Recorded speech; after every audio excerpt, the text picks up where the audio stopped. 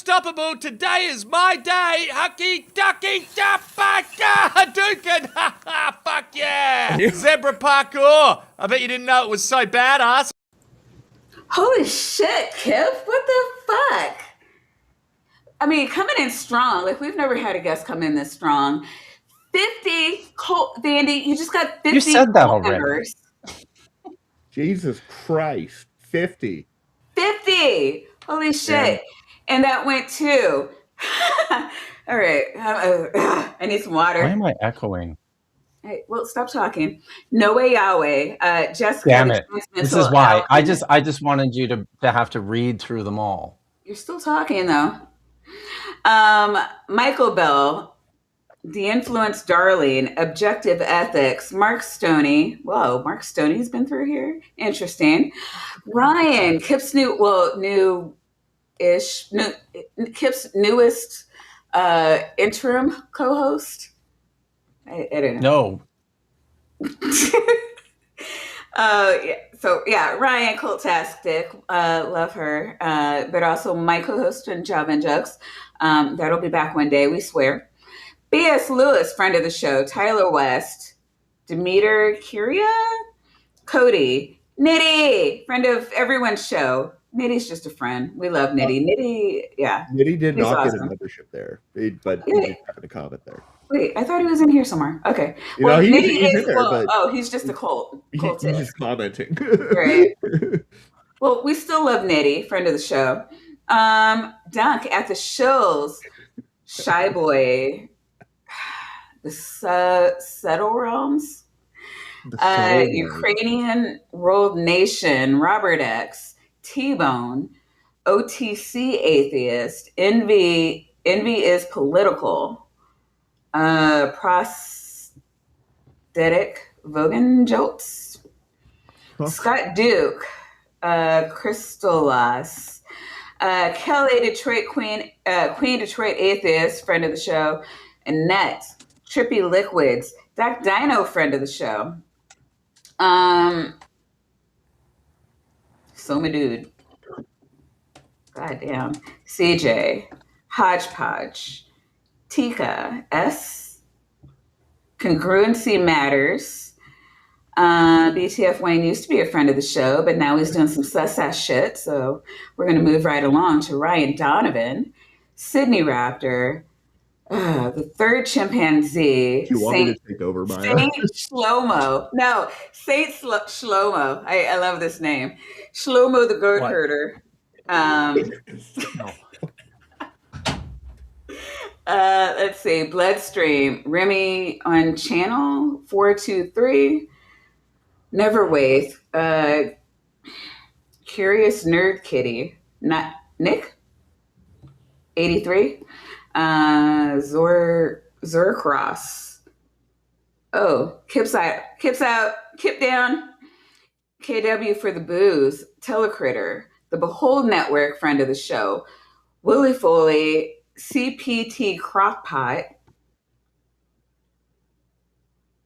I don't know what that last thing is there. Dark something. Dark Lawe. Okay. It's sort of like No Way Yahweh, but totally different. Sure, yeah, that completely different, some would say. Nil Sitem. Jake Strange. Are we done? Is that everything? God damn. All right, yeah, I'm going to be done. And Kipling, where are you? All right. Holy shit. Thank you. Yeah, you're welcome. Of course. Do you have the echo still? I don't. Everything seems fine now, and it was really annoying because it wasn't just like an echo. It was like my voice delayed by about 4.5 seconds, which is that would bother me. Tolerable. So, dude, I need your voice delayed way more than that to be tolerable. Yeah, right. Like, I know. infinity seconds generally. See, this is why you didn't buy the audiobook. Oh my god, Kip. Actually, Kip. Why don't you? What's the elevator pitch? Who are you? Why are you so awesome? I am a biblical scholar and a specialist in early Judaism and the Dead Sea Scrolls, and that shit fucking matters. Don't let anybody tell you differently. This shit is important. All right? Sorry. Excuse me. I should have grabbed some water, I guess. All I have is like this giant glass of wine. So, Oh, yeah. Wait, what is happening? Why are you so happy? Jillian Wren just showed up and she's gray. What? Oh my god!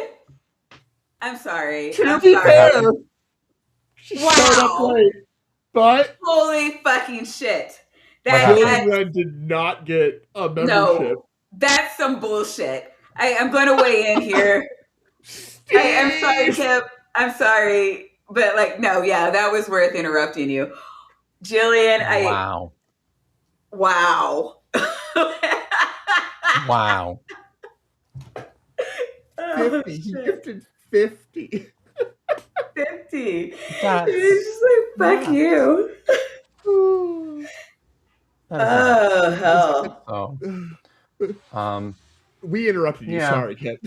Yeah. No, that's okay. I mean, I'm so used to it. So it just right, because water off a duck's back. It just your co-hosts do like to Oh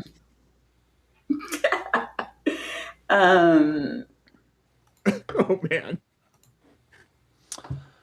I see how it goes. Yeah, we see it, write. Jillian. You can barely read. So as I was saying before, I was typically interrupted. You thought I was going to say rudely, didn't you? I would have, but you're better than me. Before I was so typically interrupted, I was going to point out that I was going to say that I make stuff on YouTube and I'm trying to promote responsible, critical biblical scholarship and get people excited and interested in the Bible because it's fucking important and it's pretty great. It's fucking important.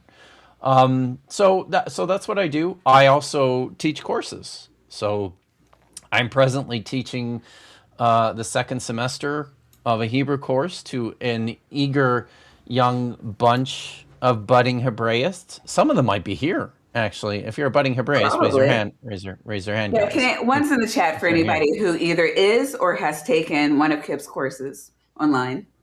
Yeah. Is that like herbalist? Or in person? No. Or in person. That would be something. It's been a while. Yeah, Prixie's here. So I will be starting a new course on Wednesday, and I'm pretty excited about it. It's being offered through the religions department. It's called Reading Hebrew or Learning Hebrew through the Book of Jonah, where I'm trying something totally new or mostly new, where I am going to teach Hebrew while also just reading through a text from the Bible, which is not something that I've done before. So I'm excited about that. That's who I'm at. I can't talk tonight. That's a problem. Wow. Look. The Weasel gifted a membership. One membership? Who did that? Kennedy. I have to do this like at least 18 times to save face tonight. Excuse me, are y'all with the cult? Yeah, and that went to Thalak Leon Kennedy. Way to go. I don't know. I guess I'll try. And while we're I'm just going to do it until I hit Jillian. Seriously, like laughing about this. It is. I don't know. I mean, that like. I like it when Jillian has a membership. She's here all the time, and she deserves it. She deserves it. If somebody deserves it, she doesn't. Did Titan get one? He doesn't deserve it. What the fuck is an abrupt start? Like, we started with the video. I denounced this because, like, we started with Kip gifting me 50 subs, and that was pretty abrupt. It's pretty abrupt, wasn't it? Okay, no, it was the best start ever. Por qué no lo sos? I can explain this though. Explain what? Before the abrupt start on the Okay. bingo. So before you went back to the intro music and little thingy that you play, you used to just launch the show right in the middle Yeah. of well, it was always Talking about stuff. whenever I Yeah, was it was on. just Yeah, like, I was yeah, we used to were do the like, oh cold my opens. God, it's 10 minutes. We're 10 minutes late. I'm just hitting the start button. And I then love the cold somebody would opens. finish their thing. And then I'd be like, oh yeah, we've been live. Yeah, I don't know. Good times. I don't know if you noticed, but I do cold opens on my on my videos now quite often. I don't even But know what that means. You do it a just- it 2-minute Oh my God, like guitar solo. no. That's my budget scripture Saturday stream. I'm talking about my actual videos. You know, the produced Oh, okay, ones. gotcha. So Jillian. you're in one of those, One and of them. there's Yeah. there's and another one on the way someday. It's One day. yeah, it's been rough in some ways. The video production. So anyways, I've been talking for a while. I should shut up now because you've got a whole bunch more names to read. No, I finished them. You No, you just got a You bunch finished more the first different 50. memberships. Oh, wait, what happened? Oh no. Regios was like, fuck this shit. I wasn't just Regios. He was the most recent. And the most. Oh, where overall. are we at? Oh my god, It you guys. started Oh with my me. god, Joshua, jeez. You guys are You mean. really, oh my god, you guys are so cool. Is it my birthday? It feels like it's my birthday.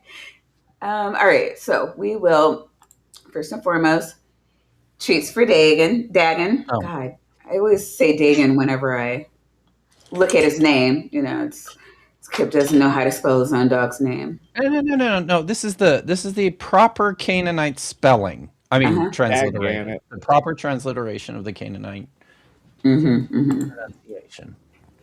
Here you go, buddy. Yes. All right, so He went for a run today. oh, who's a good boy? Did you have a video of it? Oh, you know what? I do want to shout out to one of the goodest boys who ever graced the planet. This is his last Bad Science Sunday. So I'm not going to, I know his owner is very upset about that, but I just want to let them know that you have community here. And, you know, if you need anything, you know, love, support, the whole nine, just let us know. Love you. All right, so Joshua G sent 10 cultists, and those went to Fits of Rage, Amy M, Chelsea Rebel as 4404, Tyndall, Wukong the Monkey King. These are fun names. Gretchen Beach, Duck's Y. Duck is kind of a Nazi. But, you know, whatever. Right, he is. He actually is. Yeah. Oh my God. Just a little bit. But he's, you know, guys, if you see Duck's Y, feel free to Kick him in the mod ass. him as The balls. as appropriate. Sorry. I shouldn't have said that. Mod as appropriate. We are, we're a fun cult. We are a critical thinking cult. We are not a cult that disparages one another needlessly. And, you know, sometimes people need to be reminded, you know, it is what it is. Where are we at? Cryptomeria, Crow Don't Know, Raven Little Eldrick Horror, and H.L. Aristoteles. And that was from Joshua G, who's a champ. Whew. That was a lot. We're not done.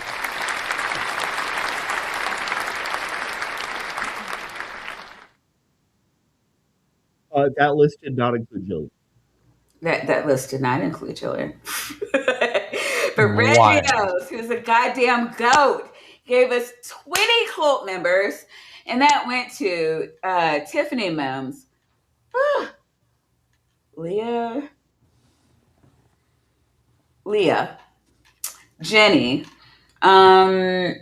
Jenny. Oh, Jenny's with us in spirit. I keep telling you guys, she's here in spirit. Wow. She deserves a membership, goddammit. Yeah. Regios had brought her back. That would have been litto. Oh yeah, Regius is a goat, not a god. Hello. Promise the Rebel. Yeah, I'm just gonna go with that. Michelle Ferguson, Becca Smiles, Chrissy, Antarctic Fox, Les Farm, Dr. Clark Van Gilder, Rifter, Dean Kruger, Uncle Ted, Lady Starfire, Katie Bluebird, Infallible Fowl, Kieran Boyd, TV Tube Me, Alexander Zagrodzki, Bryce Vining. Is that everybody? No, it couldn't be. Alexander Zagrodzki, I think. That was Okay. just a challenge. That was just a personal challenge for me. Wait, where did my thing reset, so now I'm like, where did I? Wait, oh fuck. No, Rich just gifted another 20. That's why. Well, okay, but before he gifted another 20, Joshua Jeets gifted another 10. Wait, that's why I'm confused. Yeah. Yeah. So I'm here to reorient you. The next person to announce is Robin Webster. All right. Yeah, exactly. Oh, Big Zebra. Got some Big Z energy in the house. Sarah Quell. Satan. Zebra parkour. Oh, yeah. Love me some Satan. Something clever and ironic. The Robert Carpenter. Octopus with no friends. Magical musical mind. Miss Non Sequitur. And Shayna Mack. God. There's a lot of people. We have a lot of people. Remember when you could only gift so many and then it would stop? I mean, that's still true. I just think that the limit might be higher for you now.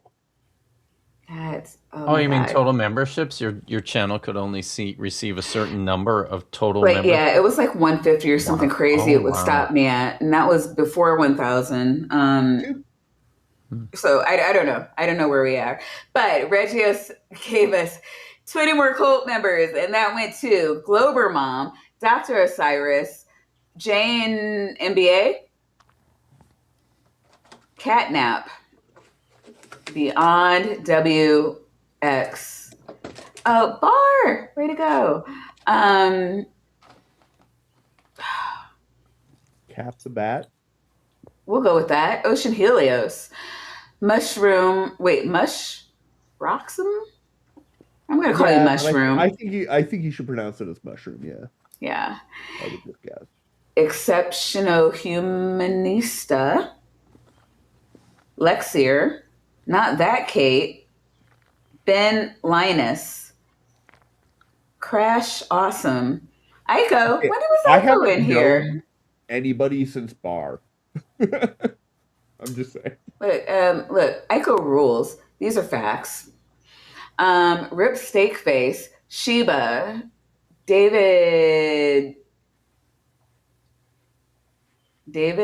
Drone Adventures, Lil Clementine, and Bender. Is that like the robot? Is that everybody? No, it's not. Oh my god. Regios, if I could tap, I'm gonna have to fly you out to Regios' house so you can thank him properly. Because I feel like this is like an embarrassment of riches today. I appreciate you guys so much. And so Regios gave another 10, and that went to Toasties Van Build, Cedar Waxwing, Tom, Tubian, Vince O'Connor, Martian Hawker, Kalia, Greg, Caitlin Chloe, yay!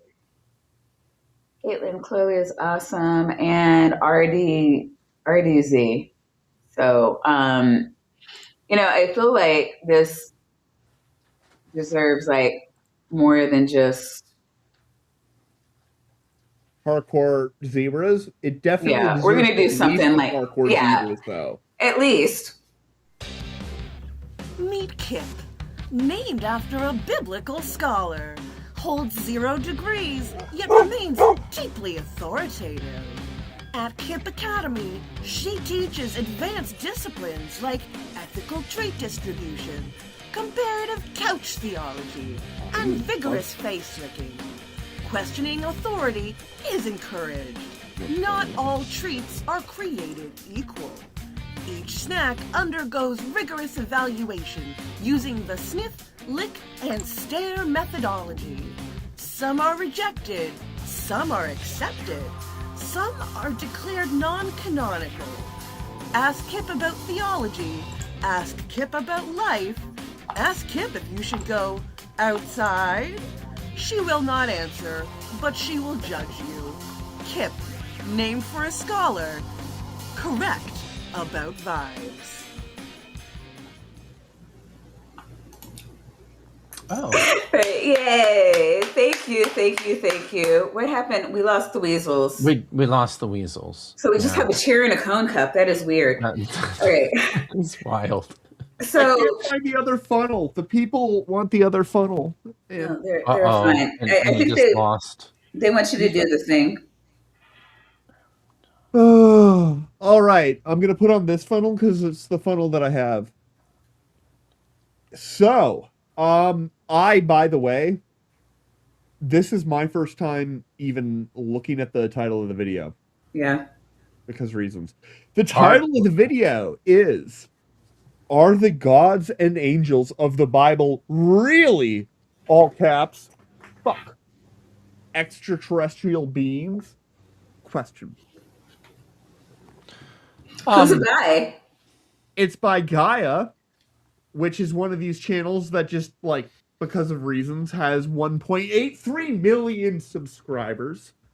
They do. And this video, Wow. from 6 years ago, Mm-hmm. it's one of the older ones. We don't normally cover videos that old. I'm Has going to tell you why. 1.1 million views. It does.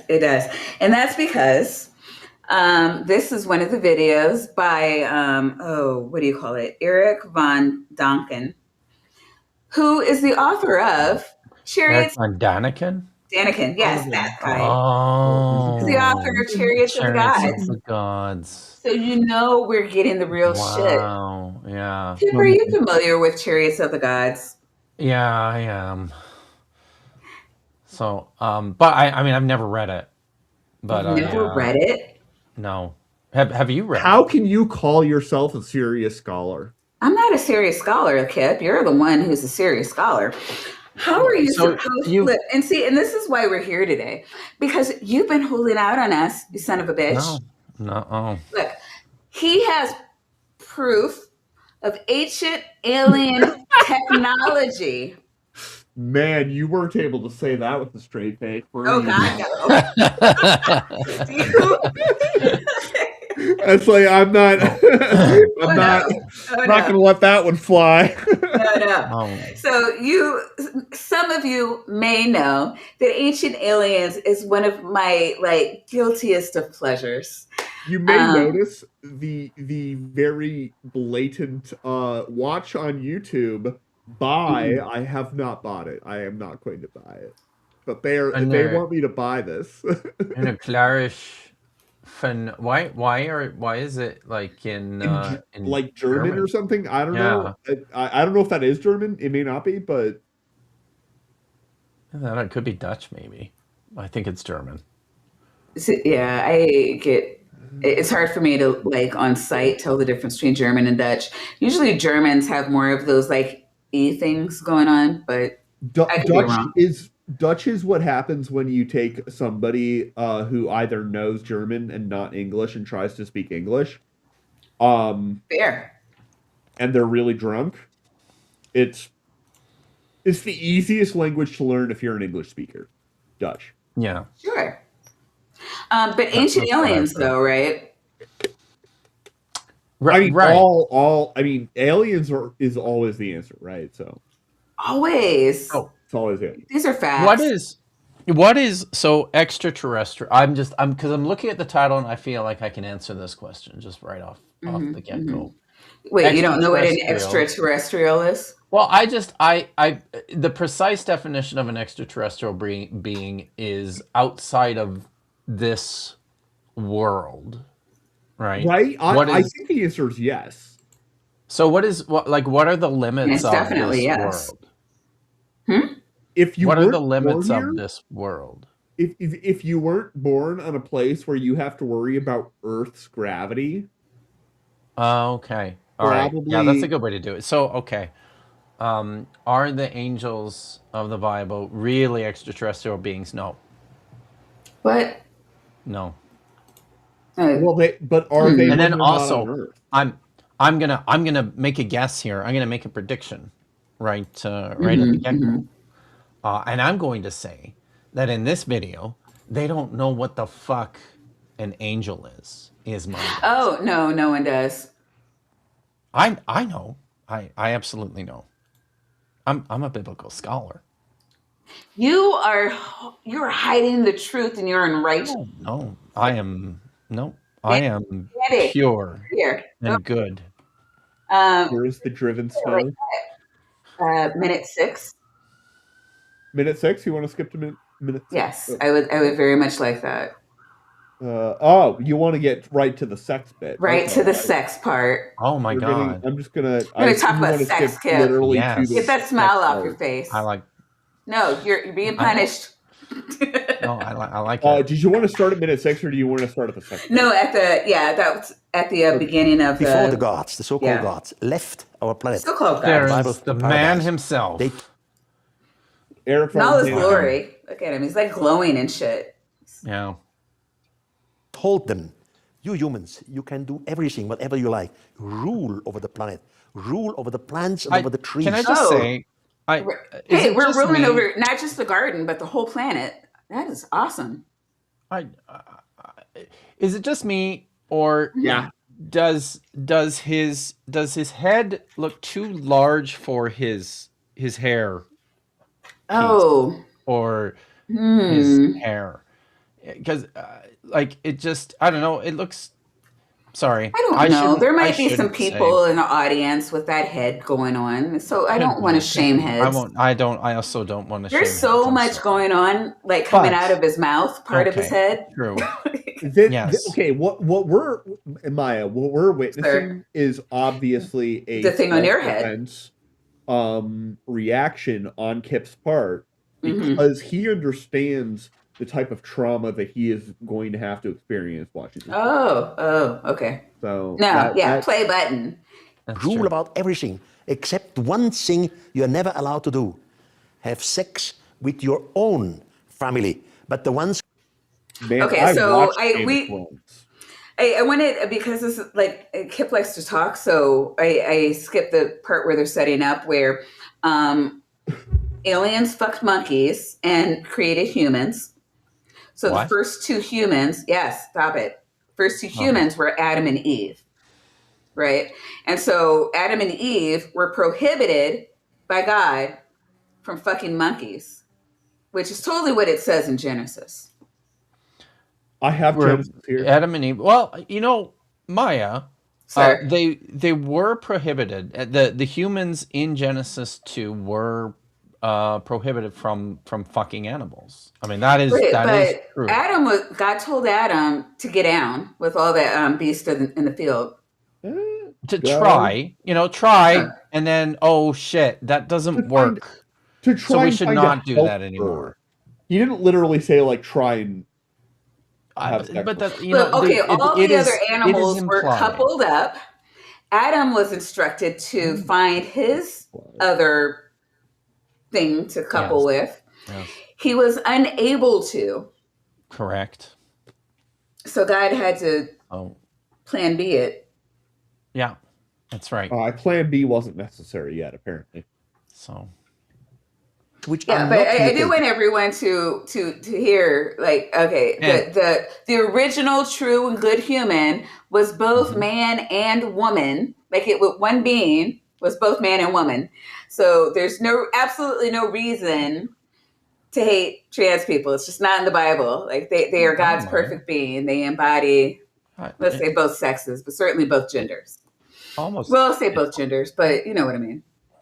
Both sex and gender. It's all coming together. They're a perfect person. I'm sorry. Feel like you've read this. It's weird. No, I just know a couple of like trans people, and they're all awesome. And I would very much like for my government to get off their asses. Yes, because they are perfect and good. Two, Adam and Eve, and their sons and daughters later. They can cross together. Soon as one of them would have a sexual intercourse with their own family, apes. The figure of the chromosomes at that time are still the same. Wait, what? They would create some monster. Oh, we were created out of the apes. Saying? Aliens created humans out of the apes. Well, no, I think what he's saying is, specifically what he was saying there is when they did the whole incest thing, they were having sex with apes, which No.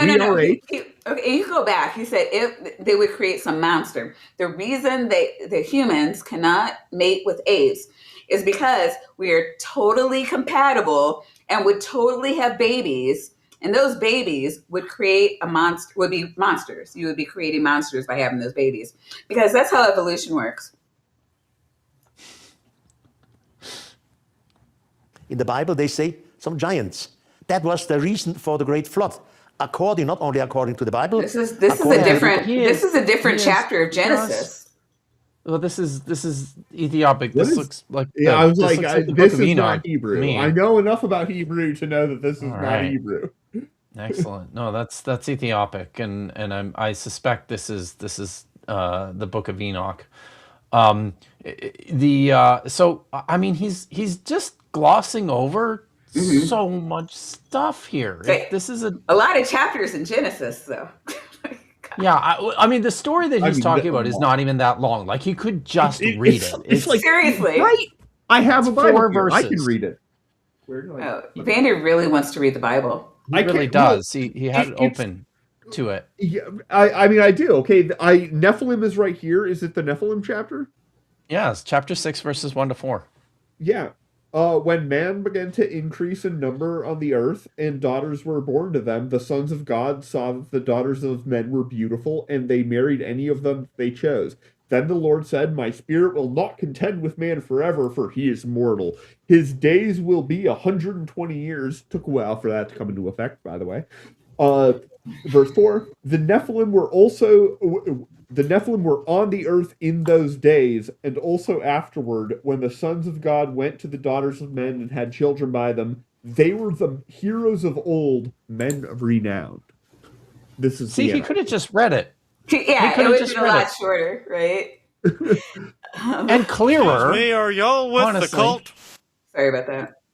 I do want to thank Spooky for gifting a membership to Otis' fake name. Spooky is A-okay with me. I'm sorry, what were you saying, Kip?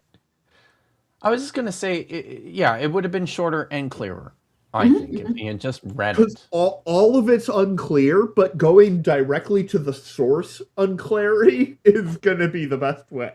And this is not I mean, there's plenty of ongoing discussion about all the features of this story, and partly because it's so short, right? And that's why I mentioned at the end that which translation it was, because like I missed it. Which one was it? NIV, but okay. That's my mom got me this Bible. That's the one she. Are you trying to apologize for using the NIV? Is that what you're doing? It sounds like it. It sounds like you're. I guess I'm wrong with it. I like the NIV. Is it bad? No, it's fine. No, but it's not the one that most scholars would reach for. No, that's true.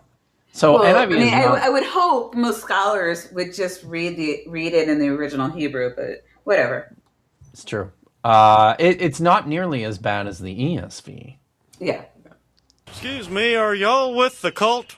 And I would like to thank One If by Land, Two If by Sea, Run If by 5475 for gifting a membership to Fits of Rage 23. I see what you're trying to do here, and you still miss Jillian.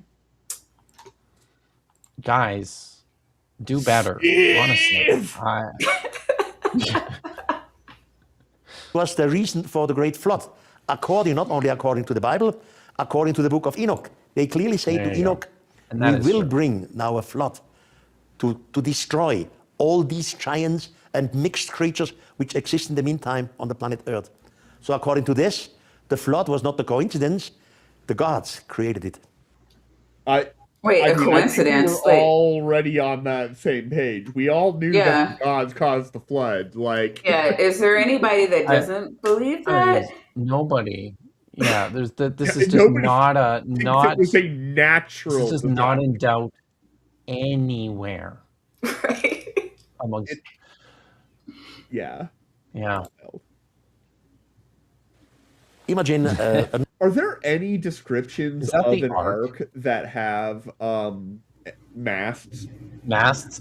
No. In fact, I mean They're all- the best descriptions we have of the ark are that it is a big rectangular box. Yeah. That's the word itself just means box. So Oh, interesting. Yeah. yeah. So that one that they built in Kentucky, yeah, it's Oh, that was a fucking boat. yeah. Well, Wait, I thought it's but flooding they problem. said that they took the exact dimensions from the Bible to build it. Yeah, but then they There's, added 5 numbers that they give. Yes. The number like- of exact. We can read it. It does not take long. Which I love how you're just turning Bandy into a Bible scholar over there. I am. It's but like, where does it say? not taking as long as I expected it would, Maya. Where does it say? I know how to read. Chapter probably the dimensions of the ark I think are in chapter 7. Those. sorry. I'm only seeing the. Oh my God, you too. No, okay, it's in chapter 6. So make yourself an ark of cypress wood and make rooms in it and coat it with pitch inside and out. Oh, sorry, This is 6. how you are to build it. Yeah. The ark is to be 450 feet long, 75 feet wide, and 45 feet high. We have reached the description of a parallelepiped that happens to be a right parallelepiped. Make a roof for it and finish the top of the ark to within 18 inches. That's the 4th number. Yeah, Put a that door part. in- I was just gonna say that part is tricky to translate, but it's. I mean, that's where most scholars go with that bit about the roof. Yeah. And put a door in the side and make lower, middle, and upper floors. So I suppose technically that's 2 additional quantitative 3 decks. specification. Yeah. I am going to, and then it talks about the floodwaters. Yeah. That one, So- it did not say that it was like have one window, but the part about it being an 18-inch recession of like the roof, like kind of vaguely implies that, and that's how you get all the methane out. That's how you know. But that is very vague. It's Yeah. box this long, It's a walls box. this high to the Yes. top, Yeah. 3 levels inside. I mean, part of the reason why the Kate, this is actually the samurai ponytail today, not the Kimmy Gibbler ponytail. But What's the difference? well, it's just on the I leave a little bit out, so for the samurai look. Oh, gotcha. The Kimmy Gibbler Bandy, pet- you have the in. like hobo chic. We already discussed this. I visited one barber in the last 6 years. Kip was talking. I was. It bring me up. So I don't maybe- know what that has to do with anything. Kip was talking. okay, so one of the reasons why the description of the ark is as austere and simple as it is because it is just the box. I mean, how much can you say about the box when it's a box? It's this wide, it's this long, it's this high, and it has 3 levels. That's it. We're done. Hey, I remember when YouTube used to have, like, it was a box, like the info thing. It used to be a box. And if you check that area now, you'll see where you can buy Kip's book. Kip the Adorable Puppy, not the authorless, or the bookless author here. I mean, all the money goes to the same place, so I guess that's The okay. bookless author, Kip. What's Kip's book's name? God's what book propaganda, God's pulling back the curtain on propaganda. what the Bible wants you to see. The That is first amazing. chapter. What's What the does it name look of the first like? Chapter. Oh, I can. What's the name of the first chapter? You can tell us. What does it look like? It looks like Yeah. this. What is It it? looks amazing. Ooh. It's a lot cooler if you. Ugh. All the words Amazing. are crossed out. That is amazing. Doesn't it just make you Did you go, cross wait, out all the why words? are the words crossed out? Did you I better cross check out it all the out. words inside the book too? Because No, all the that's a words choice. are, and they're not even, they're different. All the words inside are a different color too. They're Different. like, I heard about something about maps. yes. I made my own. Ooh. And drew them. Ah. You know they're inaccurate. When I did it when I was sober, which is not something I've ever done on this show. Me neither. Fair enough. So here's Shall I press play or No. That's fine. you have a? Kip's, oh, wait a minute. Kip's showing us his I did a lovely map of map making skills. And Yeah. next time he writes a book, he's gonna make the labels a little bit bigger. I made it. Yes. Gonna I cross did out that one even more myself. words. So- All right. So for $5, Raceman says, Kip, angels are extraterrestrial because they're from heaven, not Earth. This is why I asked the And question. they came down. Like, duh. No, I asked this question because, and Vanny answered it. Within the gravitational field, what would you call that? Within the gravitational pull effect, of the Earth. whatever. Count. Yeah. So You can be fairly still, casual about it because we all know what we that's mean. still not heaven. Not heaven. That is still the sky. That's what the word means in the text. It just means the sky, guys. There's no heaven. It's just the sky. Well, no, Where the will you sky, see I thought heaven the in the sky Bible? was But what if the heavens. That's where the what angels about come the down. sky? They're up there. You can see them at night. Yeah. Does the sky have a sky? Does God have a sky? Like if you go up to the sky and then you're there and you're like, I'm in the sky, do you at that location have a sky? I don't know. I mean, that's information. I think that's the answer is not- obviously yes, because roofs cost money and somebody's not going to have the money for a roof. So you go to that location and whatever you see above you is going to be. But the Bible isn't written so that you can know about like what God sees, like that. It's immaterial. You need to know what to do so that you don't get washed away in a flood. I live and breathe privilege. The Bible do. is written for me. Oh, right. Yeah. No, that makes sense, actually. Yeah. Normal Play ship button, though. on the ocean 200 years ago. So they are maybe for weeks on the ship, on board the ship. Now they came to That an is island. not. That's like a Chinese. If you're right, Chinese junk, isn't it? so It's like, what are we unfair. looking at? I don't know. Maybe Let's just press for play. weeks Why? on the ship, on board the ship. Now they What? came to Is this the an Ark? island. No. Like, is Just it supposed no. to be? They're coming No, to an I island mean, with beautiful girls. no, it's not the actual ark that was represented in the Bible. No, But we why is understood he that, showing Maya. it? Do they think that this is the Bible? I don't understand why you would do that. I don't either. I have You no chose idea. the video. With beautiful girls. Yeah, because What you did they don't do shit, so I had to. God damn it! We're gonna go to the blame game. Wait, we're gonna go all out. You're gonna kick me off the thing, aren't you? Well, for whatever Well, that's reason, that's Al not already happening called Tab Gets Hidden for bingo. I think Al's drunk and just calling random squares. He's worse than Kip. Is he 'Cause still I here? haven't been hidden. I don't You know. haven't been hidden. Like you left, and then he was just like Tab's hidden for bingo, and I was like, what the actual fuck? But I don't know if there are people out there playing bingo That and means are I'm happy. immune. That's Oh, wait a minute. amazing. I love Oh, being wait a immune. minute. It's bingo. I didn't pin bingo. Mods, do you have a bingo link that I can pin? It's like way up at the top. I can't find it anymore.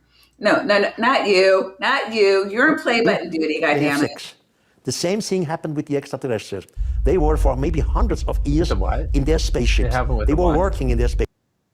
They had sex, You which is the same thing as the extraterrestrials. Wait, can you go back? They are maybe Okay. for on the ocean 200 years ago. So they are maybe for weeks on the ship, on board the ship. Now they came to an island with beautiful girls. What do they 200 do? years ago? They have sex. Is he talking about the same- Nephilim? I don't know what he's that didn't talking happen about. 200 years ago. He said 200 years ago. Did you guys hear that? I Yeah, heard I that did. 200 I'm years trying ago to too. figure out how we got from here to there. Like, that's nuts to me. This thing happened with the extraterrestrials. They were for maybe hundreds of years Oh, in their spaceships. They were working in their.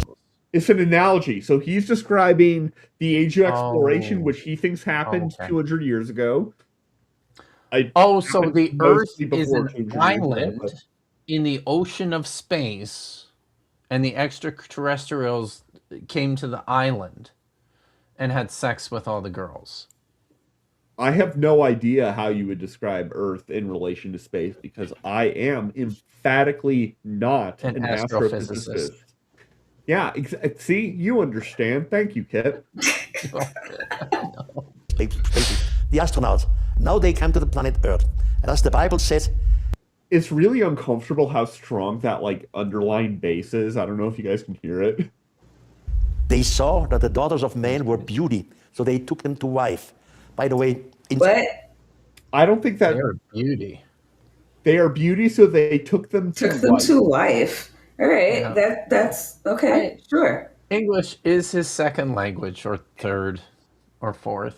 Not his Okay. first. Not his So it's first. fine. Certainly not his first. Yeah, but what is Hebrew? So Kip, Yeah. I do know that the Nephilim. Wait, no, the son of gods or something. Mm. Yeah. Smart, Maya. Yeah. The sons of God, right? Saw that the earth women were beautiful. Yes. And I know from Dr. Bird that they couldn't have taken them to be their wife because wife is not in the Bible. Correct. What does Took it them- say? It says that Just- took them as like for their own women. For their the word it is, does say that. Okay. yeah. So, the word is always It sounds like angelic orgies to me, though. yeah. It kind of does, I doesn't it? mean, it sounds like deep-seated, Sounds hot. pervasive sexism. Well, no, it does sound hot. Like, I mean, honestly. Yeah. Right? Insofar as the women were cool with it, I guess. But, It doesn't sound like that was a particularly important concern. well, no, that's just the Bible, though. But, like, you can't tell from that passage whether or not the women were into it. That's fair. Where the fuck did put I mean, them if you're seeing, like, super hot, sexy angels and they're like, hey, want to, Wanna do go? stuff. Yeah. Like, Well, totally they did. plausible. Like, I mean, it's not like Maya. women never consented in the Well, back then. It's just they what- didn't. It wasn't. It But what wasn't a does the concern text- of the Bible writers. What does the text say though? It Wait, says that women never had sexual desires? I don't think it said that. No. It doesn't that- say that. It says that they took them. Took them. Okay, I thought that was just like a euphemism. Like, we slept together. There's no sleeping. Are they saying that There's a every word for time a that. guy took someone, it was against her will? I mean, is that what you're As saying? Well, you said, the will it was wasn't not relevant. a concern. Vandy, the It biblical wasn't a scholar is concern, talking. right? It was not a concern every Right. time the word was mentioned. Right. It was not a concern. Sure. So we don't know. That's my only point. Okay. I think it's important to note that if we don't know, Hmm.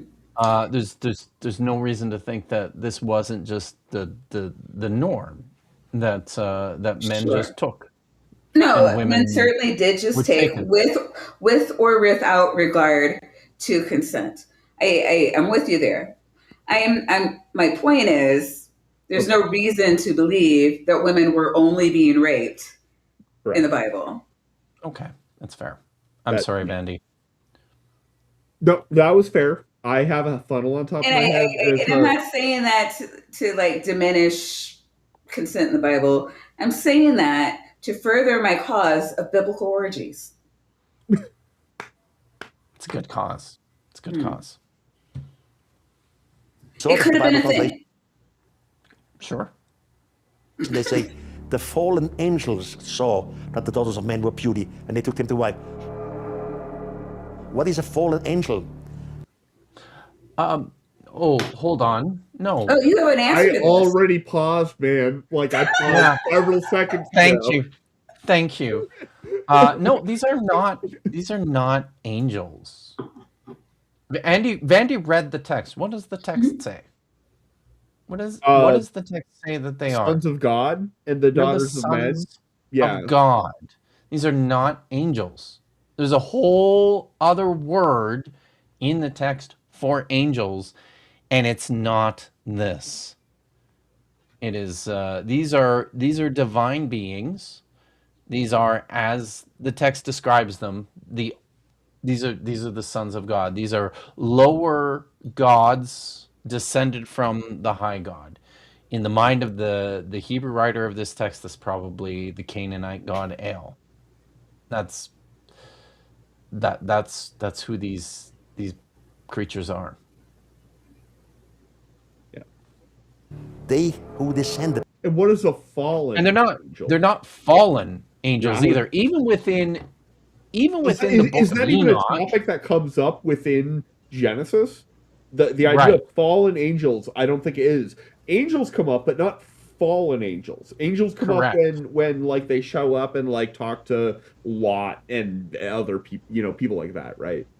Yeah, I would say there's far fewer angels in the Old Testament than you think there are, because everything that's not Yahweh ends up being designated as an angel when in actual fact these are other divine beings, other gods, and even within the book of Enoch, which he's drawing from heavily, while these are angels in the book of Enoch, and they are fallen in the sense that they have been cast out of God's presence. It's after this. It's as a result of this. It's and not even this so much as everything that results from this union between the sons of God and the daughters of men. So, like, he's just saying that these are the fallen angels who came down and had sex with it's very misleading. Yeah. And not only in the Bible, you find this absolutely clear again in the book of Enoch. They clearly say the guardians of the sky, they had a mutiny on board. Some of them wanted to have sex with beautiful humans. They wanted to have sexual contact with them. But it was forbidden to do so. That's written in the book of Enoch. So they make a mutiny. Yeah. Enoch gives even the names of 36. Oh, Kev, are you familiar with the book of Enoch? Yeah, I am. So that's why he likes the movie Noah so much. No. I'm not familiar with the book of Enoch, which is why I'm asking. Was the mutiny because they weren't allowed to have human wives? So yeah, I mean, yeah, it's complicated. I think yes, that's probably fair. Let me actually grab it and pull it open here. He did think okay, so I think there's a conversation in the chat earlier where they were just like, well, Took kind of sounds like it wasn't consensual, and yeah, I'll agree to that. But again, if every time somebody had a spouse, they're saying they took, and we do know that women did, and it's not like they were just like finding girls in the wayside, and I'm saying it was. I understand that it was women were a commodity and they were property, but I think that the way that we take took is different than what the Bible is saying took. And so, yeah, I understand the way we say took means no consent, or like without regard for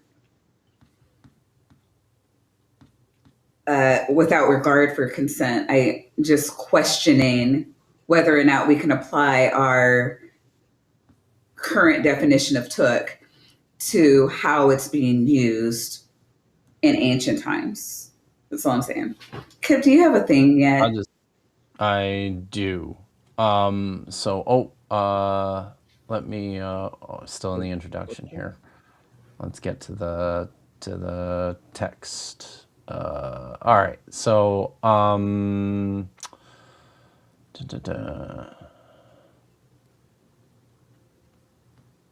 the fall of the angels. In those days, when the children of men had multiplied, it happened that there were born unto them handsome and beautiful daughters. And the angels, the children of heaven, saw them and desired them. And they said to one another, Come, let us choose wives for ourselves among the daughters of man, and beget us children. And Semyas, being the leader, said unto them, I fear that perhaps you will not consent to this deed, that this deed should be done, and I alone will become responsible for this great sin.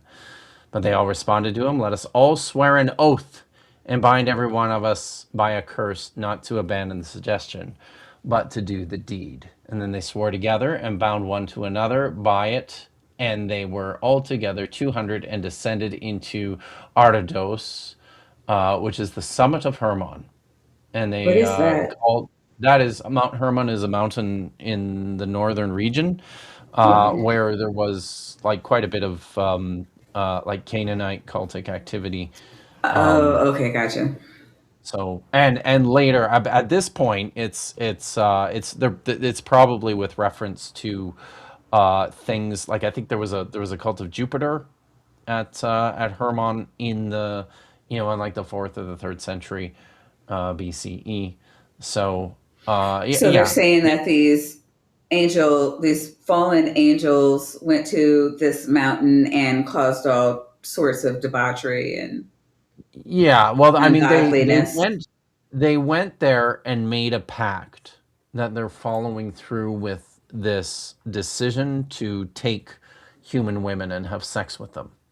Yes. And that's where they make the pact is at Mount Hermon, and then they go ahead and it says in chapter 7 they took wives unto themselves, and everyone chose one woman for himself, and they began to go into them.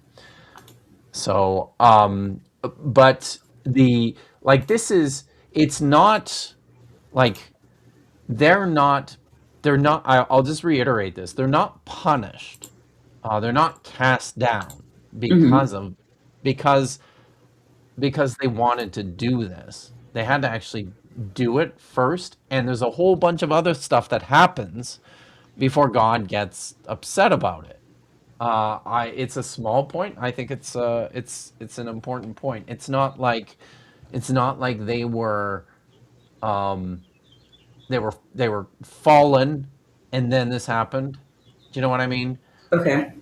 Oh, Paul's here. Cool. Hey, Oh, Paul. yeah. Good to see you. And for $5, Joshua G says New Bible Edition, TWV Tapioca Weasel version. We are a proud people. You could call it the Astrophysicist Edition. I'm gonna stab you in the eye. Whoa, whoa, whoa. In Minecraft, we do not support, the channel does not support violence of any kind, the algorithm. Terrestrial figures which say, we want to go down there, we want to have sex, we want to do this, even if it's against what the Lord is the commander of the spaceship, says. And they The Lord is the commander of the spaceship. The commander of the spaceship. All right. It's right there in the book of Enoch. The commander of the spaceship, yeah. Yes. had sex, and the result was some different creatures and giants and all these things. So different creatures and giants. So so when it says like what is it, creatures of old or men of renown, whatever is that? The heroes of old, men of renown. There you go. These are literally the men of the name. It's I believe it's Gavor Hashem. Men of the name, warriors of the name, is understood to be like, yes, heroes, men of renown. Like Achilles and Odysseus and shit. Well, yeah, listen, in I think Right? that's probably true. In another text from the Dead Sea Scrolls, called the Book of the Giants, which is very closely related to First Enoch. They actually give them names of like known heroic, like one of them is actually called Gilgamesh. There's another one that's given a name. Like it's I always understand this as the way in which certainly the Greeks understood this too, right? That the offspring of a human and a god produced like an extra powerful human. So I mean that's how I think that's probably the implication of the text is that that's what these people are. They're like god-like humans. I don't know how else to put that. The Nephilim I'm talking about. No, I hear you. Trusty Ape wants to know if we're watching Ancient Aliens, and the short answer is yes. So we're listening to Erich von von Däniken. That one. Erich von Däniken. Explain his book that the TV show Ancient Aliens is loosely. I mean, it used to be based on it, and now it's loosely based because they're in like season 20 or some bullshit, and it just everything is Ancient Aliens. It's God, sad, really. In the story of Moses, together with his brother Aaron, goes to the holy mountain, and the Lord gives him precise measurements for the arch. He says, you must construct this up. This is an interpretation fallacy. They're talking about a different ark. They really are talking about a different ark. This is a totally different ark. The word ark is used in Genesis to refer to the big-ass boat that all the people lived in so they didn't all die. And then now they're talking about the Ark of the Covenant in Exodus, which happened hundreds of years later. Which is also a box, but there's a different word that's used for this box than for the box of Noah. So you're absolutely and this was a very like, wow, what happened? How did we get here? They literally, this happened because the draft of the outline of this video was made by AI. That is what happened. Oh my God. Ark. Well, that's 6 years ago. Are you sure?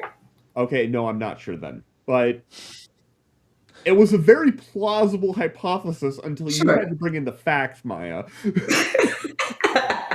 Aaron is rubbing off on you way too much.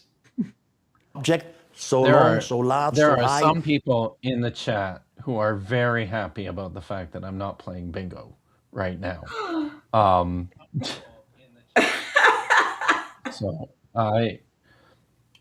Where is that bingo link? Damn it. Wait, okay, no, we're not talking. No, we're not wasting stream time talking about bingo. Okay. Bingo is over there. You can do it later. We are staying focused on the video. You could do it later, she says. Later. Okay. The bingo link is pinned. Right. Okay. All right. Why did it not go? Etc. You must use this sort of metal. And then he even says to Moses, and make it exactly like the original you see here. So there was an original, and Moses made what? Copy. Where was there an original that he made a copy of? Yeah, I'm okay. Exodus 25 is where the instructions are given for making the Ark of the Covenant. You got it? Yeah, have them make a chest of acacia wood, 2.5 cubits long, 1.5 cubits wide, and 1.5 cubits high. Overlay it with pure gold. That's one metal. Both inside and out, and make a gold molding around it. Cast 4 gold rings for it, and fasten them to its 4 feet, with 2 rings on one side and 2 rings on the other. Then make poles of acacia wood, and overlay them with gold. insert the poles into the ring on the... You can't use pure gold for this. Gold is not strong enough to hold a box like this. Insert the poles into the rings on the sides of the chest to carry it. The poles are to remain in the rings of this ark. They are not to be removed. You need to put a flanged base, okay? There's a lot to be said for a flanged base. Then put the ark in the testimony which I will give you. Make an atonement cover of pure gold, 2.5 cubits long and a cubit and a half wide, and make 2 cherubim out of hammered gold at the ends of the cupboard. Make 1 cherub on one end and the second cherub on the other. Thank you. We wouldn't have figured that out. Make the cherubim of one piece with the cover at the 2 ends. The cherubim are to have their wings spread upward, overshadowing the cover with them. The cherubim are to face each other, looking towards the cover. Place the cover on top of the ark, and I will put the ark, the testimony, and put in the ark the testimony which I will give to you. Mm-hmm. There, above the cover, between the 2 cherubim that are over the ark of the testimony, I will meet with you and give you all my commands for the Israelites. And then there's tables details. Which I could... But did you hear anything in there about there being an original and Moses making a copy? I did not. Like, no, that was not there. One medal was mentioned. That too. Is he still talking about the ark, or maybe is he talking about the the tablets of the Ten Commandments? Because maybe that's it. I assume that's what they meant. I assume that's what the word testimony in what I read. Oh, we're not. I mean, most scholars say yes. That's probably what that is. The writer of the book of Deuteronomy seems to think that that's what that was, because by the time the writer of the book of Deuteronomy got around to the Ark of the Covenant, all it is a small box for containing the Torah, essentially, right? The law of Moses. Some scholars, however, in this description in Exodus, which is a priestly text, it's written by the priestly writer, will say that it's not. It's a memorial object of some kind. It could be the Ten Commandments or the law of Moses, but it's not clear. It could be another object of some sort. So, but it's yeah. Anyways, I think he's trying to say that it contains God magic and will kill you if you're not worthy of touching it. Well, it does. This part didn't say that, but it does say that. No, that's true. Oh, okay. But maybe we should. People get killed for trying to keep it from falling over. Mm-hmm. It's like, whoa. But no, they're just not worthy. Like, it has God magic, Tap. Like, what aren't you understanding about God magic? Later, Moses come back. Real quick, Royce has given us $5, and he says, "Reese, sons of God." What Kip is saying is the Mormons are correct. This came in about 10 minutes ago. However, I'm pretty sure that the only thing that you said tonight is that the Mormons are correct.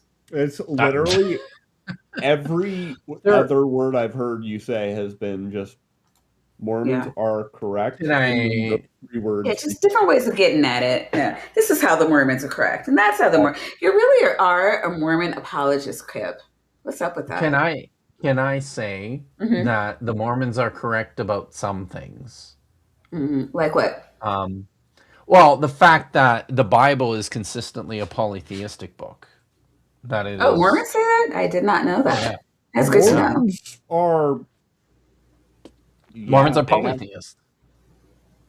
And they think they're like self-theists. Like, they want to be the new they want to be gods. They want to yeah. And I think that's probably a better it's wrong. It actually, from a biblical perspective, it's wrong. But I will say that still talking. It's wrong, but sorry, I'm right. I'm getting kind of edgy about this sort of thing these days. No, you are absolutely right. Don't apologize for being right. Okay. Please continue. All right. So it's wrong. However, I would say that it's trending in the right direction, in the sense that the gods are all like offspring. What do you call that? They're like born beings. There's feels like there's a technical term for that, if you know what I mean. But they are They're descended. They non-eternal. are, well, no, I wouldn't say that, but they're descended, or not eternally past. Maybe they have Yeah. a starting point. That's better, Yeah. and Yeah. they are descended from other gods, right? So that's all very accurate. And they develop, they grow. They start in a position that is not perfect and omnipotent. And there's a lot to be said, I think, for the Holy Mountain to his people, and the oh my God, that was so sexy what you just did there, Kip. people were hungry, and they could find nothing to eat. Now in the Bible it says that the Ark of the Covenant was connected together with the strange beings, maybe a machinery, which is called the oldest of the day. This you do not find in the Bible, you find it in the Kabbalah. And then this oldest of the day Okay. produced manna. That means the manna machine, it was a machine who produced manna. The Manna was mana just- machine. I love it. God. So you just like crank out the mana from I don't listen. I almost feel like I have to grab a link, but I don't know anything about the Kabbalah. Okay, cool. However, I will point out that there is a certain now disgraced Egyptologist here in the YouTube space who does a regular show, well, a semi-regular show. He does a show anytime that there's some sort of significant archaeological news or bit of information that's become that's in the news, right? And the name of his show is Mana Machine Alert. So I don't know. Is the Egyptologist getting his riffing off of Erich von fucking Däniken? You know what? I wouldn't be surprised. I'm kind of hoping that's true.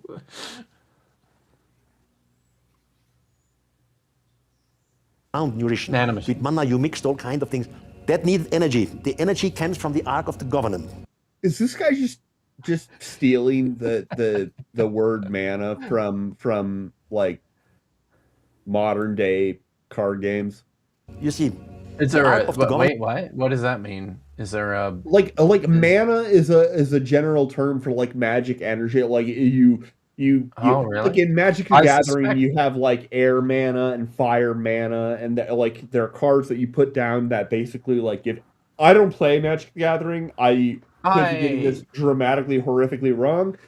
Ultimately, it's going to derive from these sources, not the other way. I was gonna say I Right. suspect it's the other way Like, around. Yeah, right? absolutely, That they're- absolutely. But it's one of these things where, like, you derive it through these sources, and then you go through several layers of commercialization, and then you still have the word mana at the end of it. So- just like you've got the yeah. word quantum and frequency, and you know how that goes. So mana is the substance that was gifted by Yahweh for the Israelites while they were wandering around in the wilderness. It's, because there's nothing out there to eat. He gave them this stuff that the text calls manna.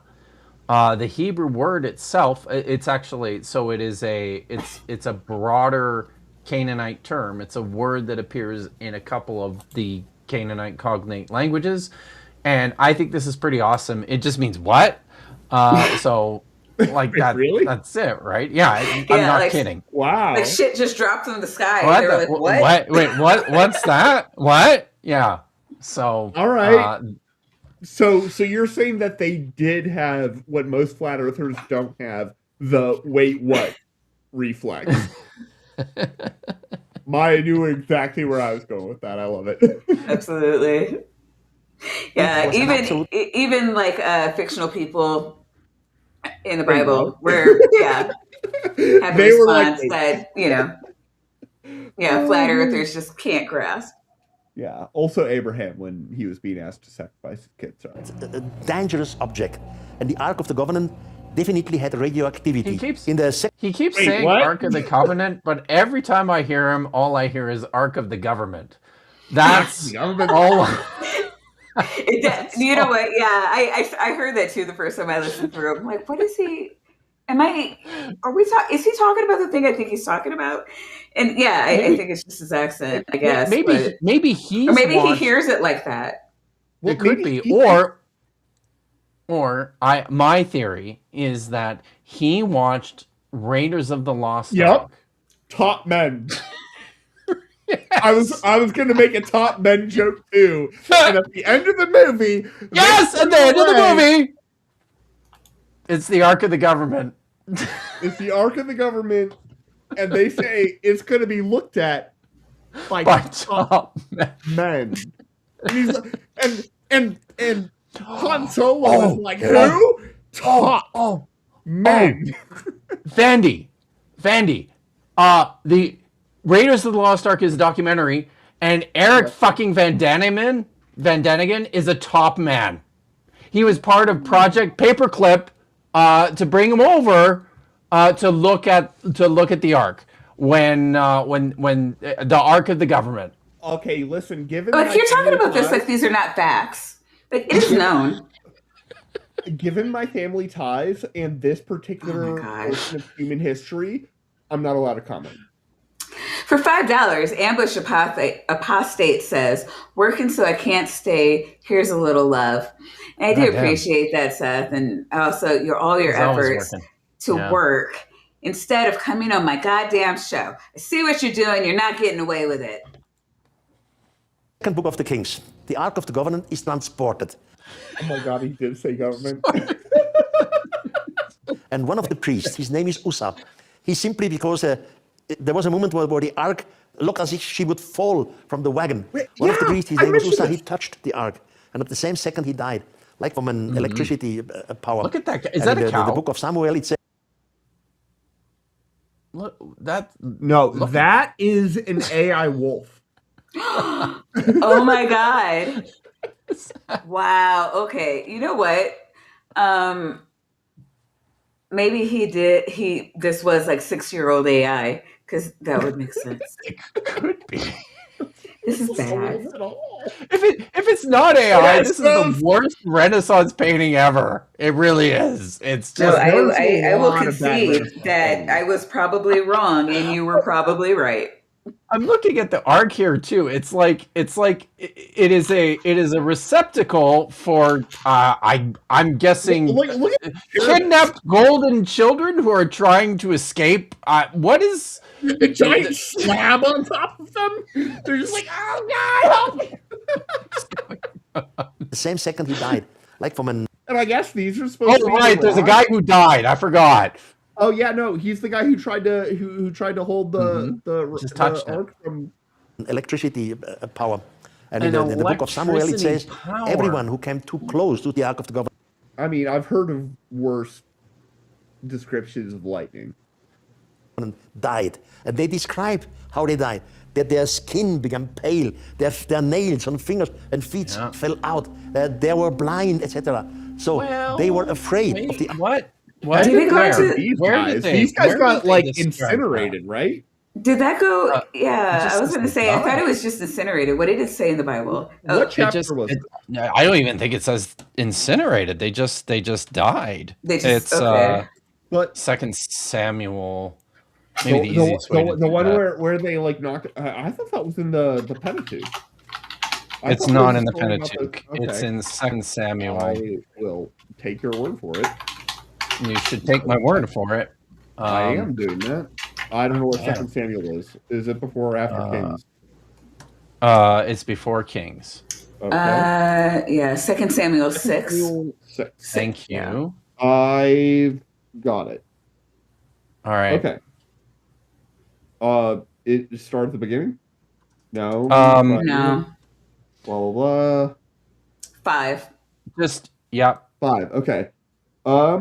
David and the whole house of Israel were celebrating with all their might before the Lord, with songs and harps, lyres, tambourines, sistrums and cymbals. When they came to the threshing floor of Nakan, Uzzah reached out and took hold of the ark of God because the oxen stumbled. The Lord's anger burned against Uzzah because of his irreverent act. Therefore God struck him down, and he died there beside the ark of God. Oh. Okay. So he died. Given all of Western civilization's tropes on the topic, that means that he got zapped by lightning, though, right? Like, Oh, well, obviously, because that's, yeah. Like it says in verse 7 here, right? Or verse 8, sorry. then That David was angry because David the was Lord angry. Mhm, Yeah, David was angry because Yahweh had burst forth with an outburst upon Uzziah, over Uzzah. And the place is called Perez Uzzah to this day. So it's an etymology in the first place. This is a story designed to explain the name of a location. So that raises questions as to what's going on, but the word here is it just says that you're it's to reading the make Hebrew, right? yeah, I am. So it's Yeah. to make a split or to make a breach. I'm just looking at the The word lexicon here. in which exactly. God's Yeah, this is because Yahweh had burst forth with an outburst. Okay, so verse 8. He caused a rift or made a breach.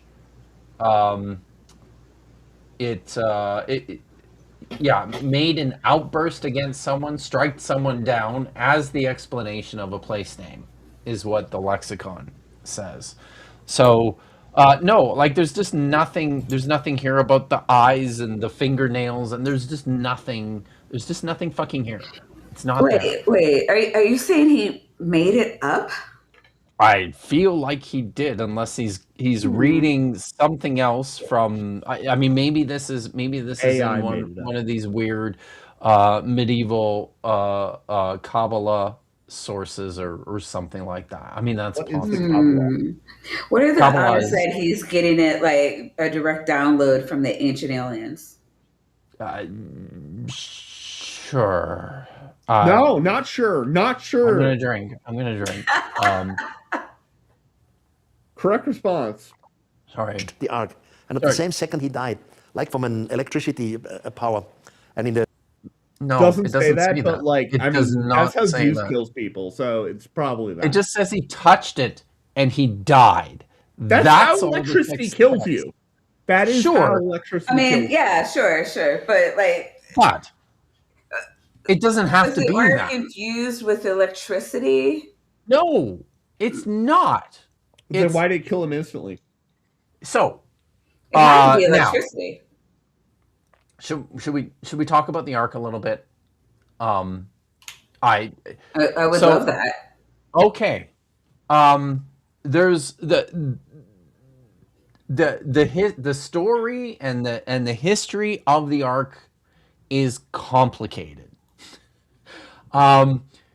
It was probably now there are mixed opinions about this. It's possible that there was an actual box that people carried around with them.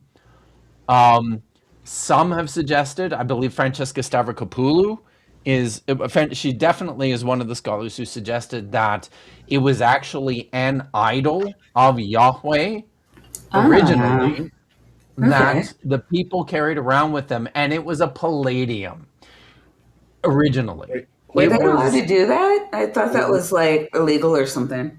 Yeah, but this is ancient Israelite religion, right? Gotcha. In What ancient is that? Israelite You religion. said- You said something that sounded like palladium, which is Yes. an element name, but I don't think that's what you meant. No, It's probably or a Why that's paladin. an element. That's the technical term for an object that is carried into a battle. So it's a war. Like It's a war object. So and it is thought that ensconces the presence of a deity to ensure victory in battle.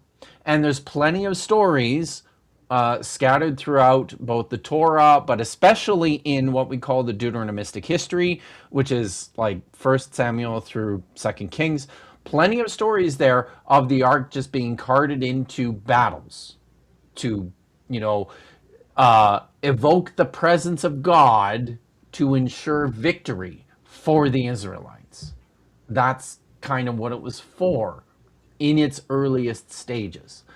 It probably was housed within a tent shrine, and the last place that it was kept was at Shiloh, which is, I believe, southwest of Jerusalem. No, is it northwest of Jerusalem? I have to go back and look at the map, but it's relatively close to Jerusalem. Would you like to draw a map now? I'm sorry. I interrupted you. If I knew offhand where Shiloh was, I would say yes, but I have to look it up. It was housed in a tent shrine at Shiloh.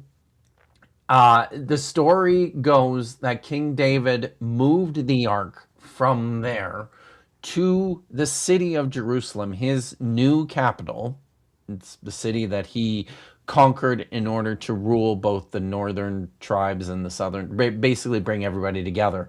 And this is all probably fiction at this point. However, it's important. It's important to note that the whole purpose of doing this is because the presence of Yahweh is in the box. It's associated with the box. You're bringing the box to the city in order to ensure that the presence of God is there. So that eventually happens. This story is basically about the presence and the power of God. If you get too close to the presence and power of God, you're going to die. It's not electricity. It's just exactly. It's magic. It's like God magic. We've seen this. It was expertly captured in the documentary Raiders of the Lost Ark, because at the end of that documentary, you have them try to use Belloc. Nazis try to use That's right. the power of the Ark, and Han Solo and the other person are I'm sorry, I think they close their eyes. That's all they do. They close their eyes. All they do is they have humility and they look away and they try not to, spit in the face of God. And then that one dude melts like wax, and it's the best scene. That's it. It is the best scene. It's the face melting scene, right? The face melting scene is the best. Yeah, it's so good. It's like you made a wax sculpture of his face, you put it in front of a space heater, and then you played that footage at like 100 times speed, and it was awesome. I think I was 9 years old when that movie came out. So good. All right, wait, not talking about movies. Way too far off topic. Sorry. Actually, anyway. Since we're here though, Okay. Gracena for $5 says, so the ark contains a subcritical demon core, and when the ark is open, the demon core archive achieves criticality, making everyone see a blue light. Oh no, we would all die. You don't have to open it. You just touch it, and you're dead. It just, I know, she's talking, they're talking about something different here though, aren't they? They're talking about nuclear physics. Oh, really? So what they're talking about is there's this thing called the Demon Core. Kyle Hill has made many videos about it. Kyle Hill, wow. Awesome channel. Hair slightly better than Kips's currently, which is a high bar because his hair is glorious. But the Demon is he 53 years old? I don't know. No other 53-year-old has better hair than Kip. It is thusly decreed. I kind of hope he's younger than me because he's way too sexy. But anyway, the Demon Core was a particular collection of enriched uranium or plutonium. It may have been plutonium. That was used for like research and stuff, and it was literally a chunk of plutonium. The thing about such a chunk of plutonium is if you surround it with the right stuff, that can accidentally cause it to momentarily go critical or subcritical. And what you have is basically the same process that leads to a bomb like Hiroshima, except you have it, and it doesn't reach that level, it just causes a huge flare-up in radiation. And in this case, that happens literally if the person, in this case, their screwdriver slipped, and a block of lead or something were to clamp over it, which caused neutrons to like bounce back inward and cause the thing. This happened with the Demon Core. It slipped for a moment. The guy caught it, calmly told everybody that they had to get out of the room and also mark exactly where they were standing. And he was dead in a day and a half. Wow. Okay. And the blue flash that they mentioned, Okay. right there in this, that if you see that in a sudden like flash, it's not a good sign.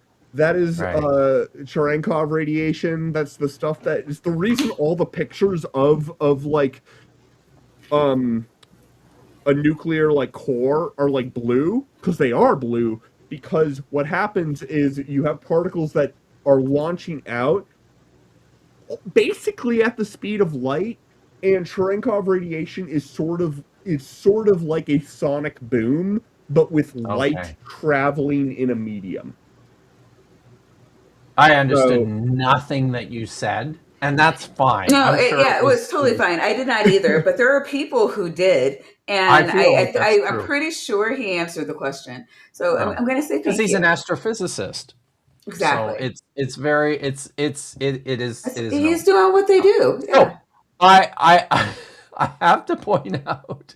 I have to point out that at no point in the entire Bible is there any problem with actually like removing the cover of the box.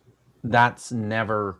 It doesn't happen very often, but every time it does happen, nothing else happens, right? However, you are not supposed to touch it. So whether or not, I don't know. It's you know what? Sometimes the Bible's confusing, guys. It just Sometimes, you got to get like better at your job, man. And in the book of Samuel, it says, everyone who came too close to the Ark of the Covenant died. And they Does it describe how close is too close? Wait, well, there's like literally a distance limit. Yeah, and you know the limit because you send the guy.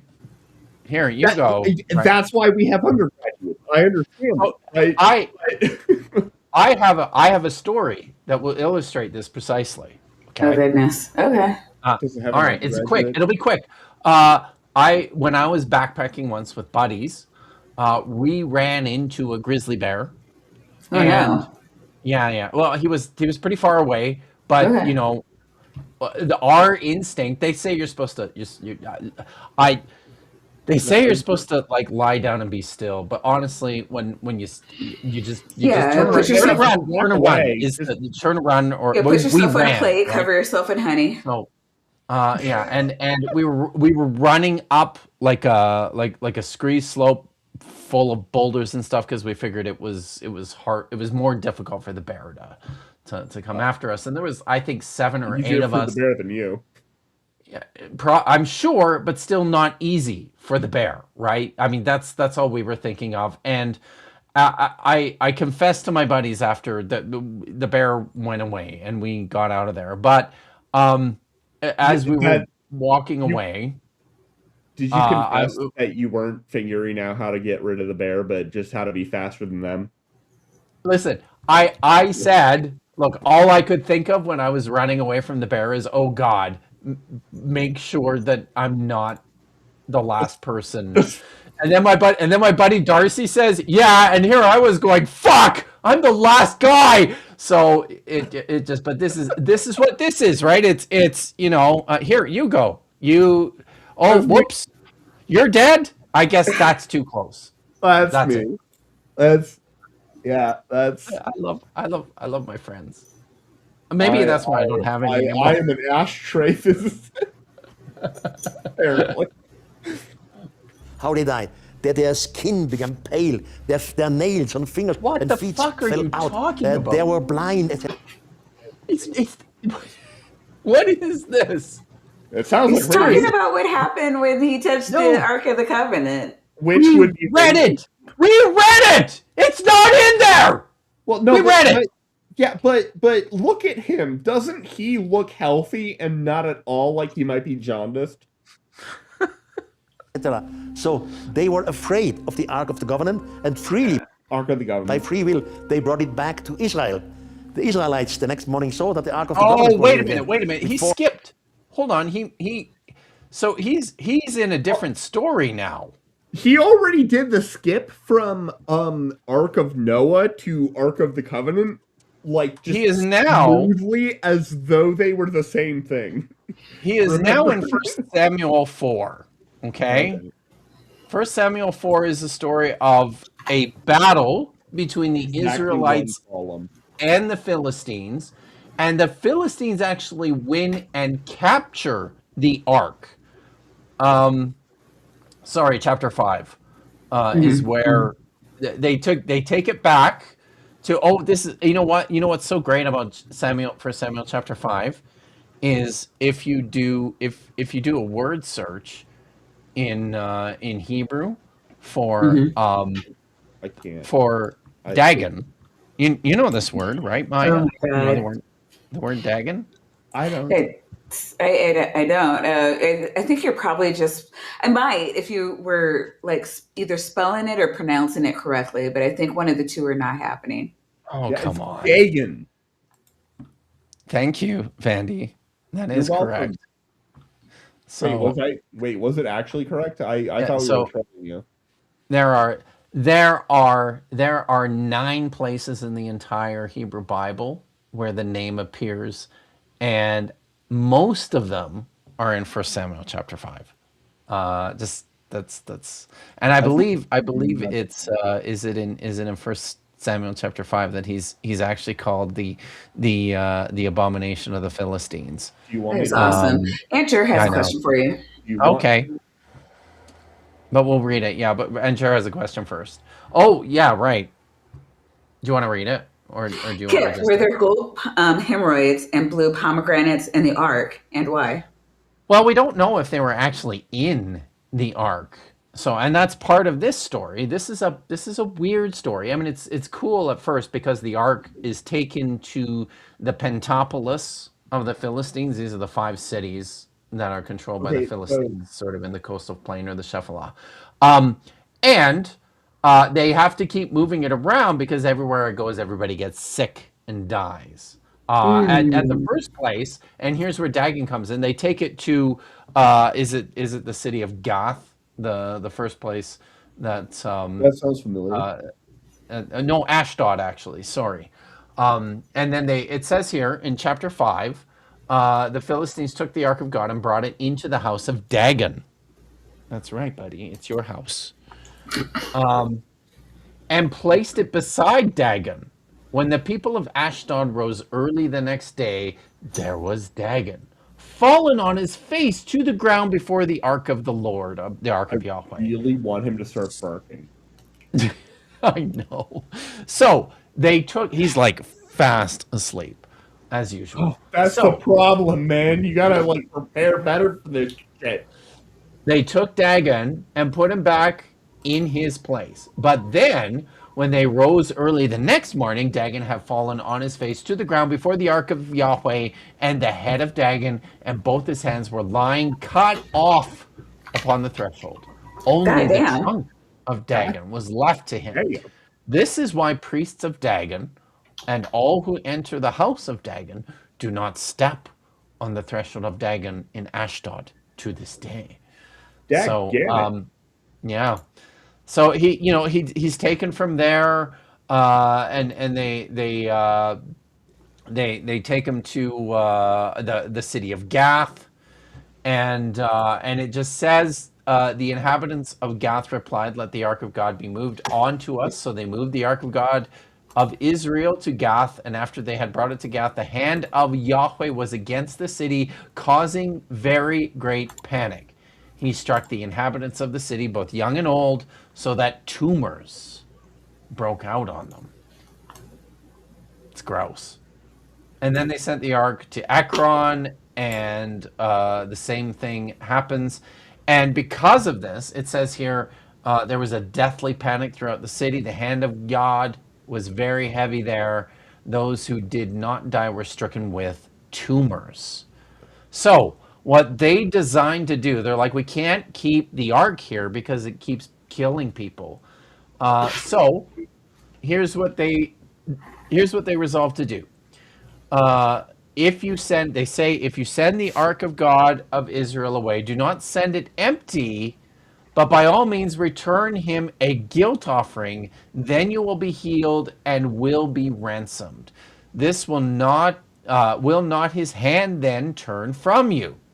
And they said, what is the guilt offering we shall return to him? They answered, 5 gold tumors and 5 gold mice, according to the number of the lords of the Philistines, 5 cities, right? What's a tumor?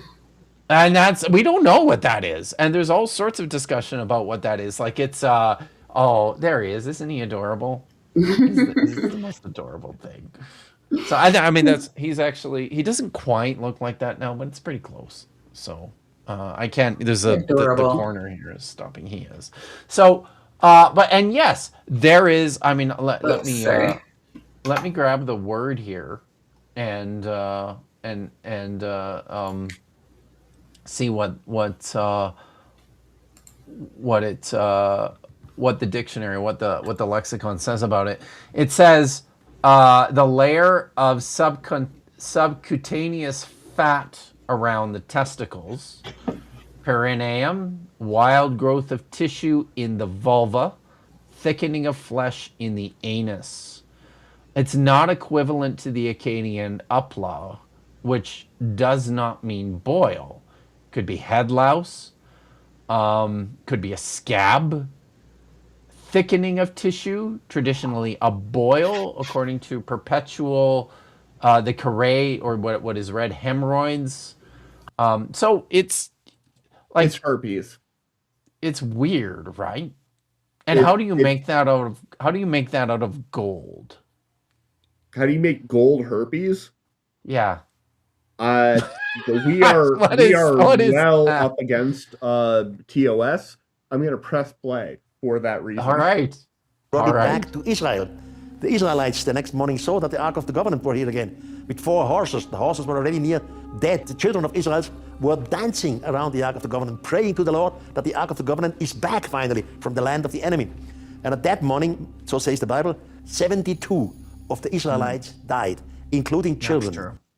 Yes. That is what true. hefty. Yes, so that happens after it comes back. A whole bunch of the Israelites die too because they're too close to it. That feels like the wrong message from an omnipotent being, right? Like that feels abusive. Children done wrong. The only thing, they were too close to the Ark of the Covenant because the Ark of the Covenant was absolutely dangerous. You know, Aaron was the priest, the brother of Moses. And Aaron was the one who created a new priesthood. Only those one are allowed to go close to the Ark of the Covenant.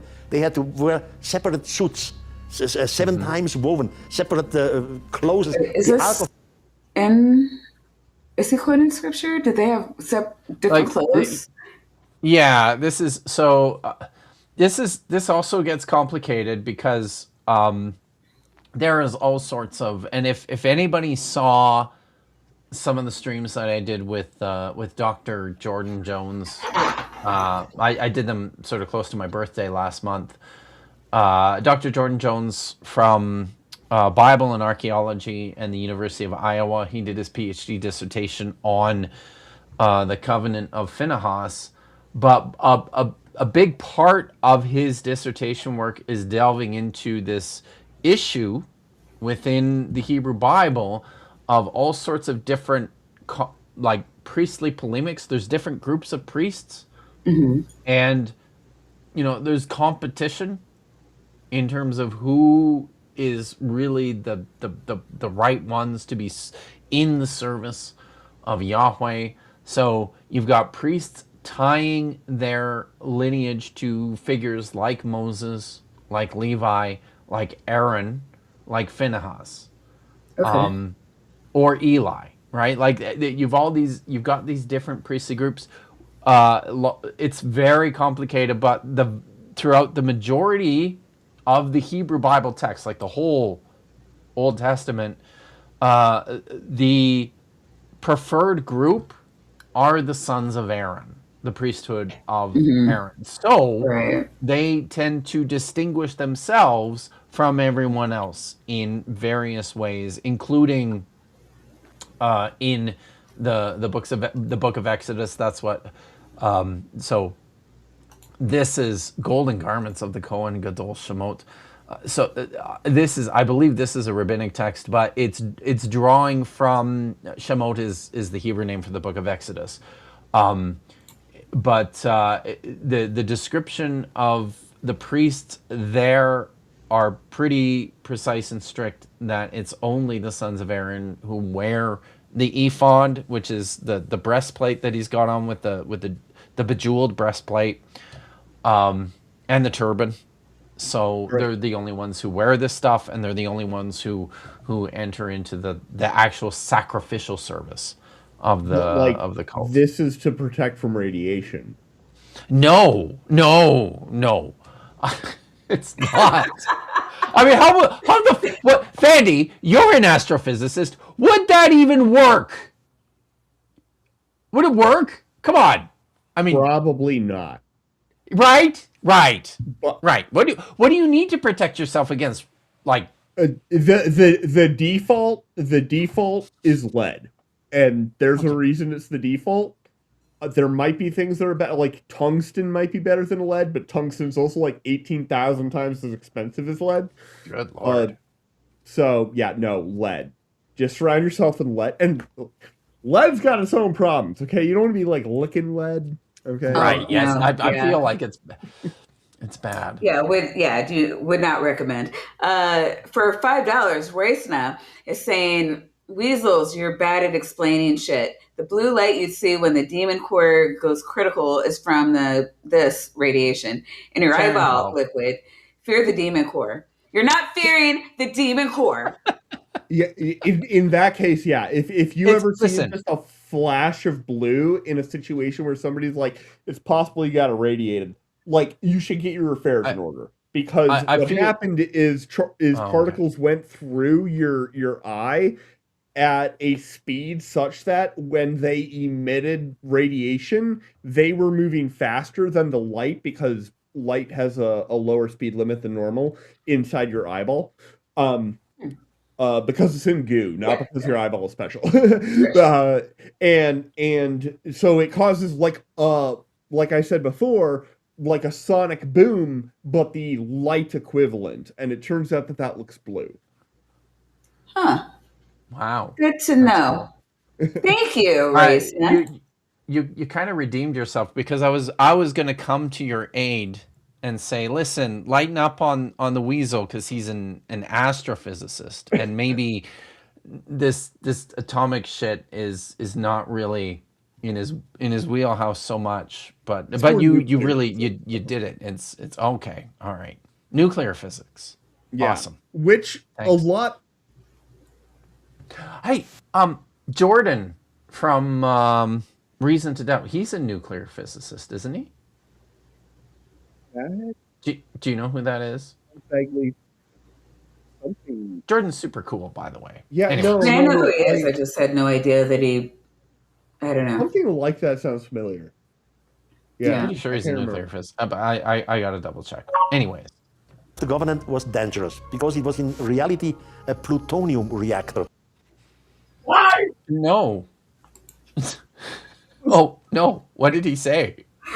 Reactor. I say that with an exceptional amount of confidence, and I don't even study documents. Well, you're kind of going in and out. Can you say that again? You wrecked your mic. You yelled so loud you wrecked your mic. You're right.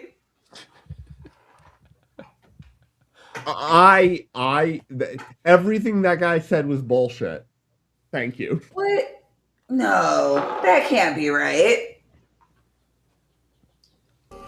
Plutonium reactors are used today in our satellites. If you need a satellite who needs power for 20 or 40 years, you need a miniature plutonium reactor. Okay. That makes it sound weirder than it is. Most of those reactors are not nuclear reactors. Most of those are because plutonium is gonna be hot for 100 years. And if you have a hot thing next to a cold thing, then you can use the Peltier effect to create power. And How do so you that you have to keep now, because I was thinking about this. You have to keep, as I understand, and I know fuck all about physics, but as I understand it, you have to keep them, like you have to regulate the temperature on them, don't you? on what? On like a plutonium reactor.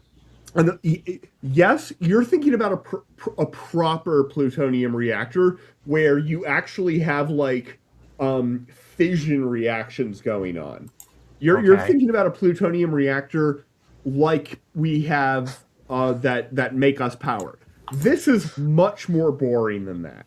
What this is a thing that stays hot intrinsically because it's radioactive. And it is a fact that there are materials that if you put a hot thing on one side of it and a cold thing on the other side of it, then the flow of heat through that creates electricity. They're called now. So and we use that in reverse. By the way, you can pump the electricity in reverse, and you can pump heat and make one side cold and one side hot, and that's crazy useful. Wow. I have a question. Oh, real quick. Some of the ladies are saying that he's a nuclear engineer, not a physicist. Oh, thank you. All right. Appreciate it. But your question, sorry. I have a question. If you get too close to it, will you drop dead? Yes, you would have to get too close to it and open up the big ass container of safety shit it's in. Just and like an Ark of the Covenant. Interesting. And you would just drop dead. Drop dead. You just like dead. No, you wouldn't. No, you would not. No, you would not. Like the Demon Core story. The Demon Core story is one of the most like it's called the fucking Demon Core. Okay, like it's one of the most. A thing happened. A dude slipped. He caught it. He made everybody leave the room and report exactly where they were standing. When that happens in a lab like this, it can't be good. Right. And that guy died. And I think he even like did like a few other like stupid things because he was like, well, I'm already dead. This is an excellent opportunity to take some data. But he didn't drop dead. He probably started tasting something weird on his tongue. That ends up being one of the like places where it shows up. Like, if have you guys ever gotten like an IV and you're able to taste it? No. Because I definitely had that. Okay, well, never mind then. But that can happen. But no, if it kills you instantly, it probably also like burn.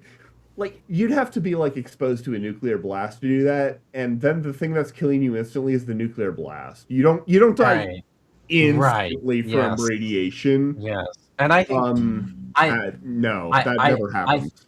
I think this is my point, right? Yeah. Is because I feel like he's working up to this. And this is my point. And I will repeat myself that in all of these instances where people die in the presence of the ark, it's not because they opened it the fuck up.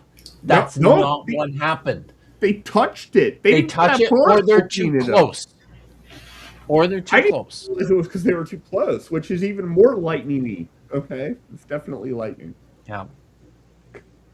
All right. Plutonium reactors are never used on Earth. That's not true. That's absolutely categorically not true. Plutonium is a very convenient thing to make a power plant reactor out of. Because they are incredibly dangerous. Plutonium is really dangerous. That's also true.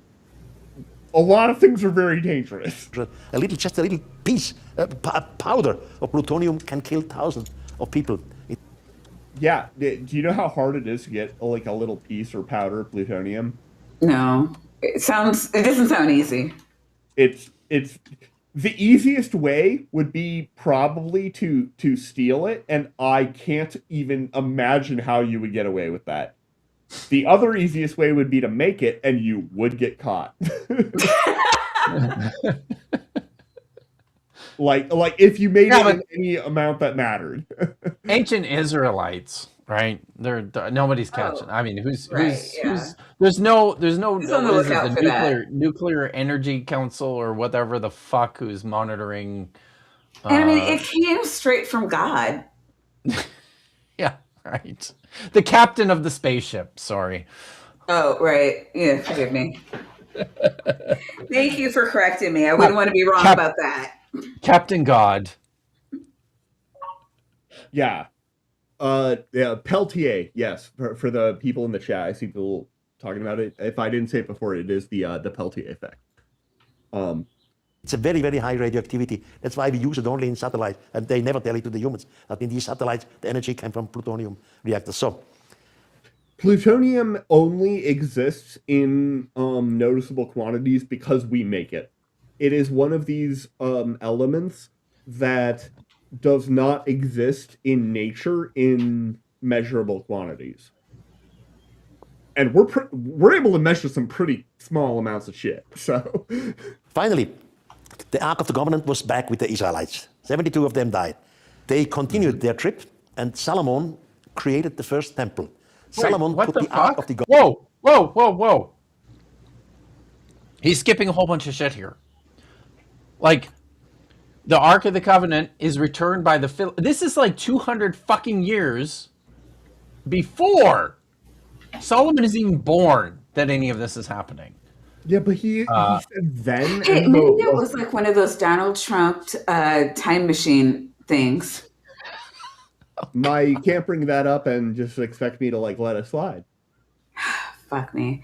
You know, I kind of use a little girl's room while Vandy rants. I was going to hold it in that time. No, well, you have been unleashed. Yeah, but when I come back, it stops.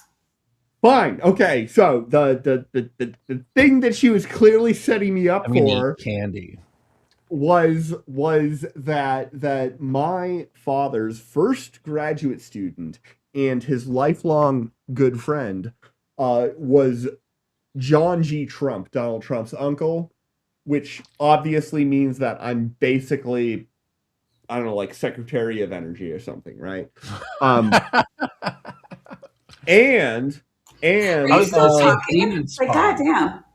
That was fast. Came back a lot. You came back pretty quick. The play button.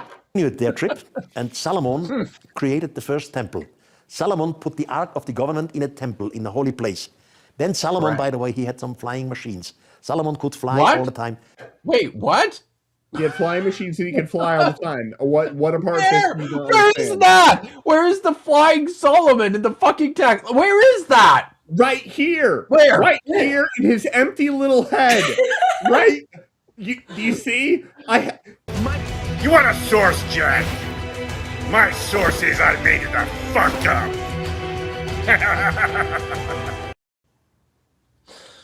How quickly Kip forgets. Right? That guy and this guy, similar foreheads. So. This flying machines of Solomon is not part of the Bible. It's part of the so-called Kebra Negest. The Kebra Negest is the book. Okay. The glory of kings. The true. What is this? The Kebla. The true Ark of the Kebla's Covenant. Negev. Oh, that's great. Did Wait, you- how do you not know about this thing? Aaron I'm a Raw likes to biblical talk scholar about it. because I'm a biblical scholar, Maya, and this is bullshit. So No, Aaron Raw talks about. Well, he used to. I think he's been. Does he? Oh, Aaron. Oh, God. So. All right. This is. So. What is? 14th century national epic of Ethiopia. I called it. I said, I mentioned that word. 14th century. Yeah, 14th Ethiopian century. text that chronicles the origin of the Solomonic dynasty and the belief that the Ark of the Covenant was moved from Jerusalem to Aksum. It establishes Ethiopia as a chosen nation and the guardian of God's true law. Yep. Because they would know, right? Right. In the 14th Obviously. century, they would. Yeah. Okay. Are you saying that knowledge was impossible in the 14th century? No, what I'm suggesting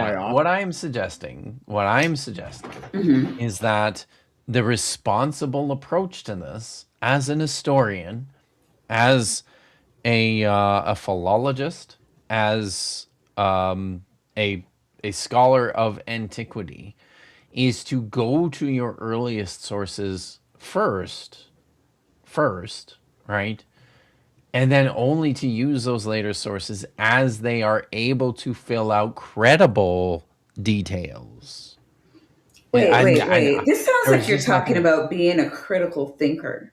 I'm trying! Ew, gross.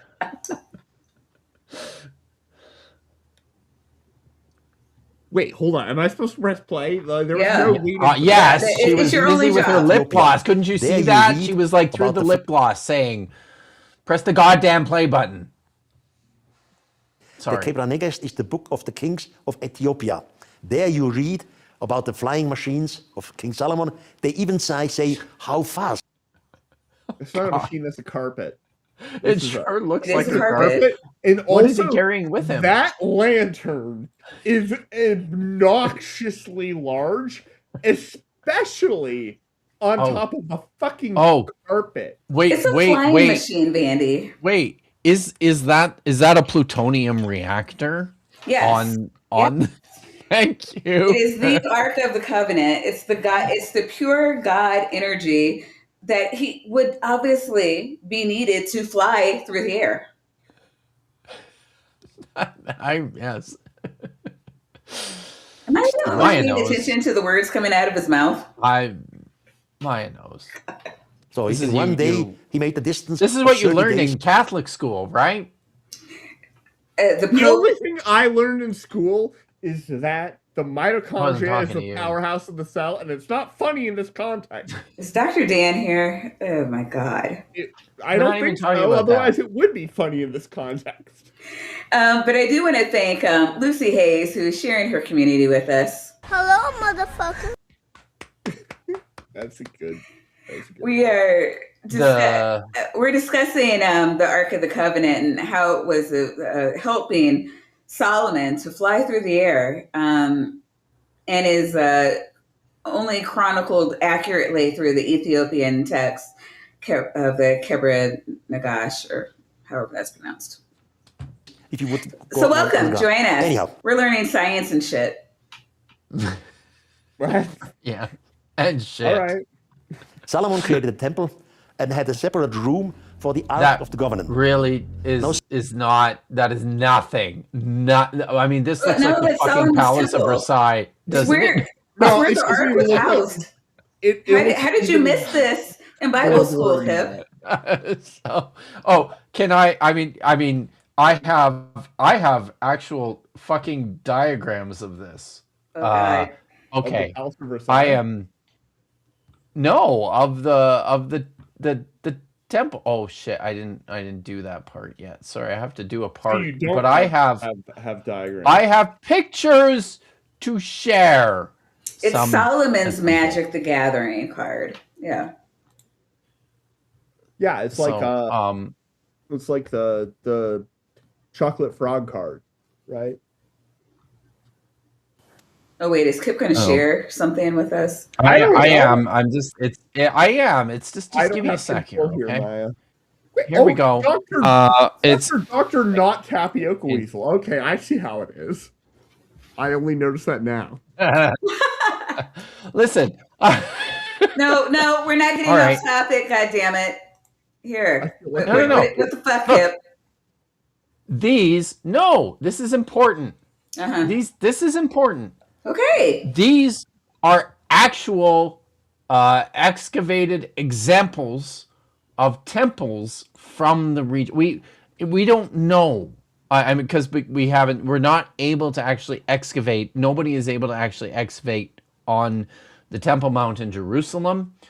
But based on the description in the Bible, we have these analogs from all over the region, which suggest to us pretty clearly what the temple looked like. It was called a tripartite. It's what scholars identify as a tripartite room temple, meaning that it's divided. It's a rectangular structure that's divided into 3 spaces.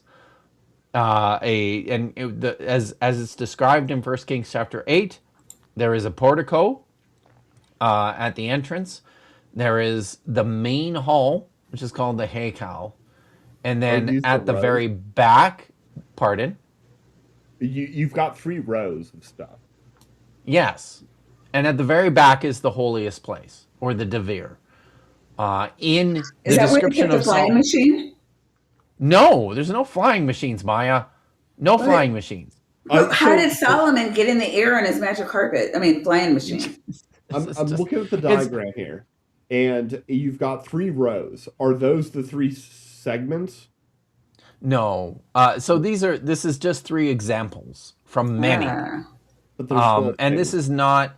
This is my reproduction of a diagram that was made by archaeologist William Deaver.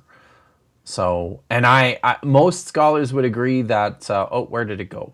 Also, I would need to see the caption because there's a lot of information there and it looks interesting, but I don't know what it's telling me.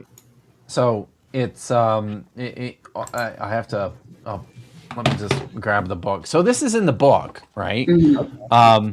Right. Yeah, the book we won't read, but everyone should totally read it. I mean, some people have read it, Maya. I've literally never said that, man. So this is figure 4, Syro-Phoenician tripartite temple arrangements based on a sketch by William Deaver on page 373. So, but I would suggest that the Temple of Solomon, the Jerusalem temple, most closely resembled figure number. Solomon was clearly flying. It can't fly without a flying machine. Duh. Yeah, okay. Thanks, Tommy. Number 12 there on the bottom right is probably what most closely resembled Solomon's temple. So it's bottom right. Yeah. But anyways, it doesn't look like what he's got. There we go. See? Thank you. Nice. So it doesn't look anything like whatever the hell it is.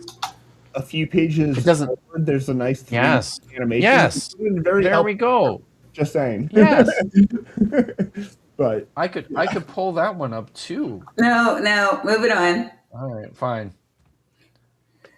Anyway, this is a combination of imagination and also British Parliament.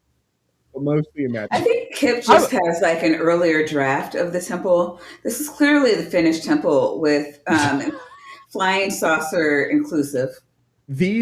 All of these admirable, windows are way Maya, too. You're doing your English. best. God bless you for it. It's, Well, look, I'm not making adorable. this up. He totally said it. Damn, man. Solomon, because he can fly, he had a girlfriend, the Queen of Sheba, in today's Ethiopia. He visited her different times, and they had a boy together. he went to visit his father Solomon. So he comes from 2 days Ethiopia with the caravan, Okay. with many camels. Wait, He is came- that in the Bible too? Like No, Solomon- none of this is in the Bible. So The only what Solomon's is it? girlfriend was not the Queen of Sheba, and they didn't have a boy together. The Queen of Sheba comes to visit Solomon Uh-huh. in 1 Kings 9 or 10, probably. I don't know offhand. It's in that area somewhere. Because she hears, and it has nothing to do with the temple either. She hears about what a smartass he is. Okay. And so she comes to check him out. And she's very impressed by him. And then goes home. Wait, And that's what? it. Childless? Yes.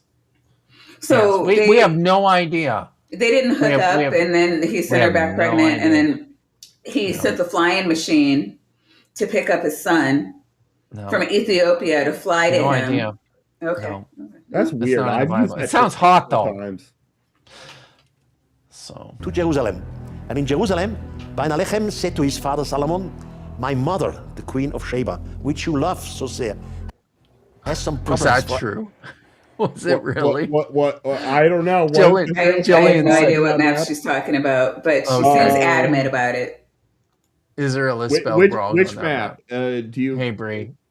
Oh, well, It we're going was- to figure that out later. There's a play button that's not pressed. God damn. enemy. And she asked me to come to Jerusalem that I should bring the Ark of the Covenant to Ethiopia, to the Queen of Sheba. Because the people who have the Ark of the Covenant, they always have power, she said. Now Solomon said to his son, So she hooked up with him. They had a child together. She sent the child to Solomon in Israel to grab the Ark of the Covenant and bring it back to take it out of the hands of the Israelite and take it to the Ethiopians because it has the power. And the Israelites were just like, okay. That's it. Yeah. that's I that's think- his story. Oh, That yeah, is awesome. Look, And it's I so haven't plausible. read very.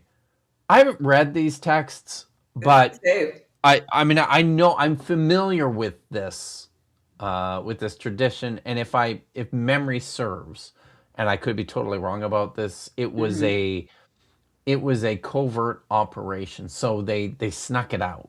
I don't think they just came in and said, "Hey, give us the ark." I think they actually had to smuggle it out of the city. But he might say something about it, but I suspect what's happening here is Erich von Däniken is capitalizing on the fact that at some point between the raid of Shishak, Shishak is the pharaoh of Egypt from the 9th century BCE. He invaded Canaan, plundered a bunch of cities, including Jerusalem. At some point between that event and the Babylonian destruction in 560, and this is very imprecise, right? At some point in this 400-year period, the ark disappears. We have no idea what happened to it, where it went, and he's capitalizing on that, right? One of the reasons why they made a whole fucking movie about the lost ark is because it disappeared. It's gone, right? Like it's not there. Wow, it was the whole title too. Which is why it's it's so there. amazing they found it while they were making the movie. Just stunning. The government, the ark of the government. Ark of the government. Studied by top men. So the Weasels have gifted themselves 10 more cult members, and that went to right-handed Seth, which is great aim there, as well as great aim with Triceratops.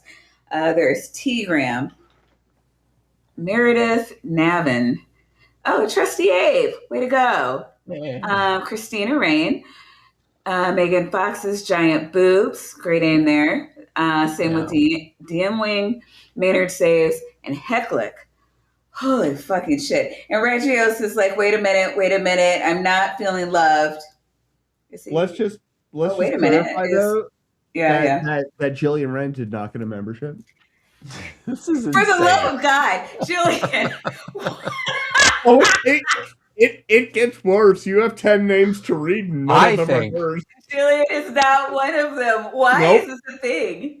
I think Jillian Wren is insulated by lead, whatever it is. She's like... No. There, like literally, somebody could come in and gift 300, and she wouldn't get one. It would be like everyone except Jillian. No, like the system is broken. People I hate are getting subs, and Jillian is just like, what the actual fuck? Also, Simon reads. I tried, Jillian. Apparently, there are other people it happens to. It's just that it happens to Jillian with such remarkable clockwork regularity. No, like, listen to this though. Like, I don't even know. Okay, so Neil got a gift membership, and that's great. I know him, but I don't know like who is Finn, who is Nathaniel Wilcox, who is right. Kyle. I don't even know how to pronounce his name. There's John Greer. Oh, the Cosmic Kyle. Well, welcome. Dinkerty. Flubber. Lee Marley. Welcome into the cult. We have fun here. But we don't know who the fuck you are. Please enjoy your tapioca weasels, your nitties and vaginas. But like, holy shit, like. Jillian never gets to enjoy tapioca weasels and get to know you guys. Please come in. Please, say hi, hello. Unless you're like, I imagine that some of these people might be like, we have a number of people who will rewatch after the fact. Maybe that's who some of these people are. And if I call your name and you do watch, I appreciate you so much.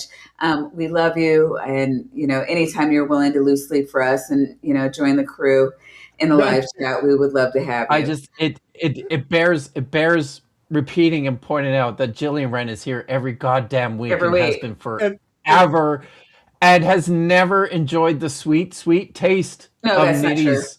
That's not true. She had a membership last month in April. She had membership.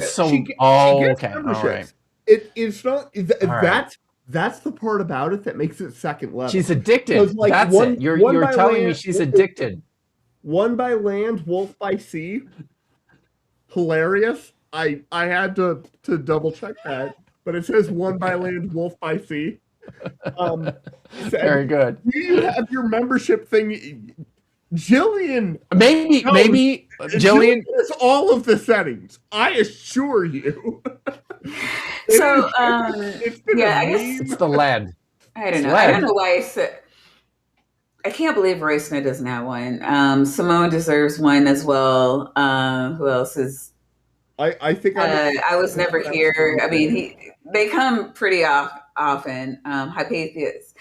Hypatia Stanhope. She's not here every week, but she's here enough. And cuneiform guy, what the fuck? Right, what the fuck? No reason for those people to not be. None whatsoever. Baffling. Yeah. But Weaselbox, welcome in. Stay a while, chat. Hopefully, maybe one day it's so fucking crazy to me. All right, we were way off topic. This is impossible. My own people, my priest would kill me if I would allow you to take the Ark of the Covenant out of the Temple of Jerusalem. Okay. But the boy was finally the son of Solomon. He was a priest himself. So at night, he went with a few followers into the temple. He's got the magical he's got the protection breastplate. Yes, okay. To the room where the Ark of the Covenant was standing. The linen ephod. He made an exact copy of it. They went out again, and outside the walls of Jerusalem, his artists created a copy of the Ark of the Covenant. At night, they made the priest of Solomon drunken. They went into the temple. They stole the original Ark of the Covenant, and they put the copy there. The next morning, the priest didn't even realize it. It took 2 or 3 days before they realized that not the original is anymore in the temple. All right, he's been talking too long. Say something. So, what does that have to do with the You know what that sounds like? That sounds like it. You had a bunch of like rocks, and that's you don't actually have magical stuff that's like going to like throw off its own. If you can just replace it, you know. Kip, talk Bible to me. Like he's very wrong. Like, would you like to correct any of this? Like, God. holy I mean, shit. there's just none. As I mentioned, there's just. I mean, this is just what he's as I'll repeat it. What he's capitalizing on is the fact that at some point between the reign of Shishak in the 9th century BCE and the destruction of Jerusalem in 567 BCE, the ark disappears. It's not there. At this point, I'll point something else out too. In the history, we talked a little bit about the history of the actual ark. If it was an actual object, it was maybe, a statue of Yahweh at one point. It was possibly a box like described that was used as a palladium for going into battle and conveying the presence of Yahweh to ensure victory. It became permanently housed in the temple of Jerusalem, which is said to have been built by Solomon. Now, what's interesting is that the description of the ark, the oldest descriptions of the ark are probably from 1 Kings. There's a handful from a couple of other texts, but what's significant is Vandy read a description of the construction of the ark from Exodus chapter 25, which is later. This was written later. The ark, as it rested in the Temple of Solomon, was just a box. The cherubim that were said to be stationed on the mercy seat, like on the cover, that's not there. In the oldest descriptions, these are actual giant statues of these fearsome creatures within the Holy of Holies, and we're told that they're like 5 meters from their wings. They have wings on their backs, right? And the wings are outstretched, and they're 5 meters from from tip to tip of the wings across, and there's 2 of them that just cover the whole area with the ark sitting in the center. So at some point later on, probably when the ark was long gone and the priestly writer was inventing this story of the ark's construction from Exodus chapter 25, he puts those cherubim actually on the cover itself. It's an interesting feature, but it's like one of these points of development. But anyways, it's the ark disappears at some point, and we have no idea what happens to it. But what probably happened to it is it was captured by someone and melted down. I know what happened to it.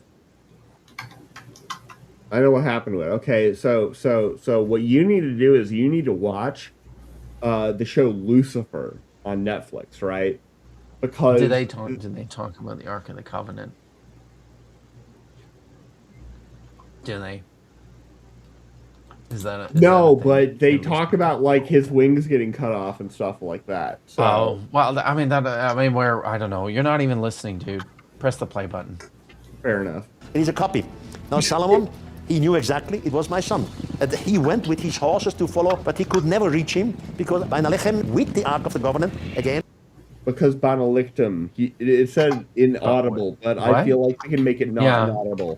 With his horses to follow, but he could never reach him because Bainalechem with the Ark of the Covenant. Bainalechem with the Bainalechem with the Ark of the Covenant. Bainalechem with the Ark of the Covenant. I got nothing. Did you guys hear anything?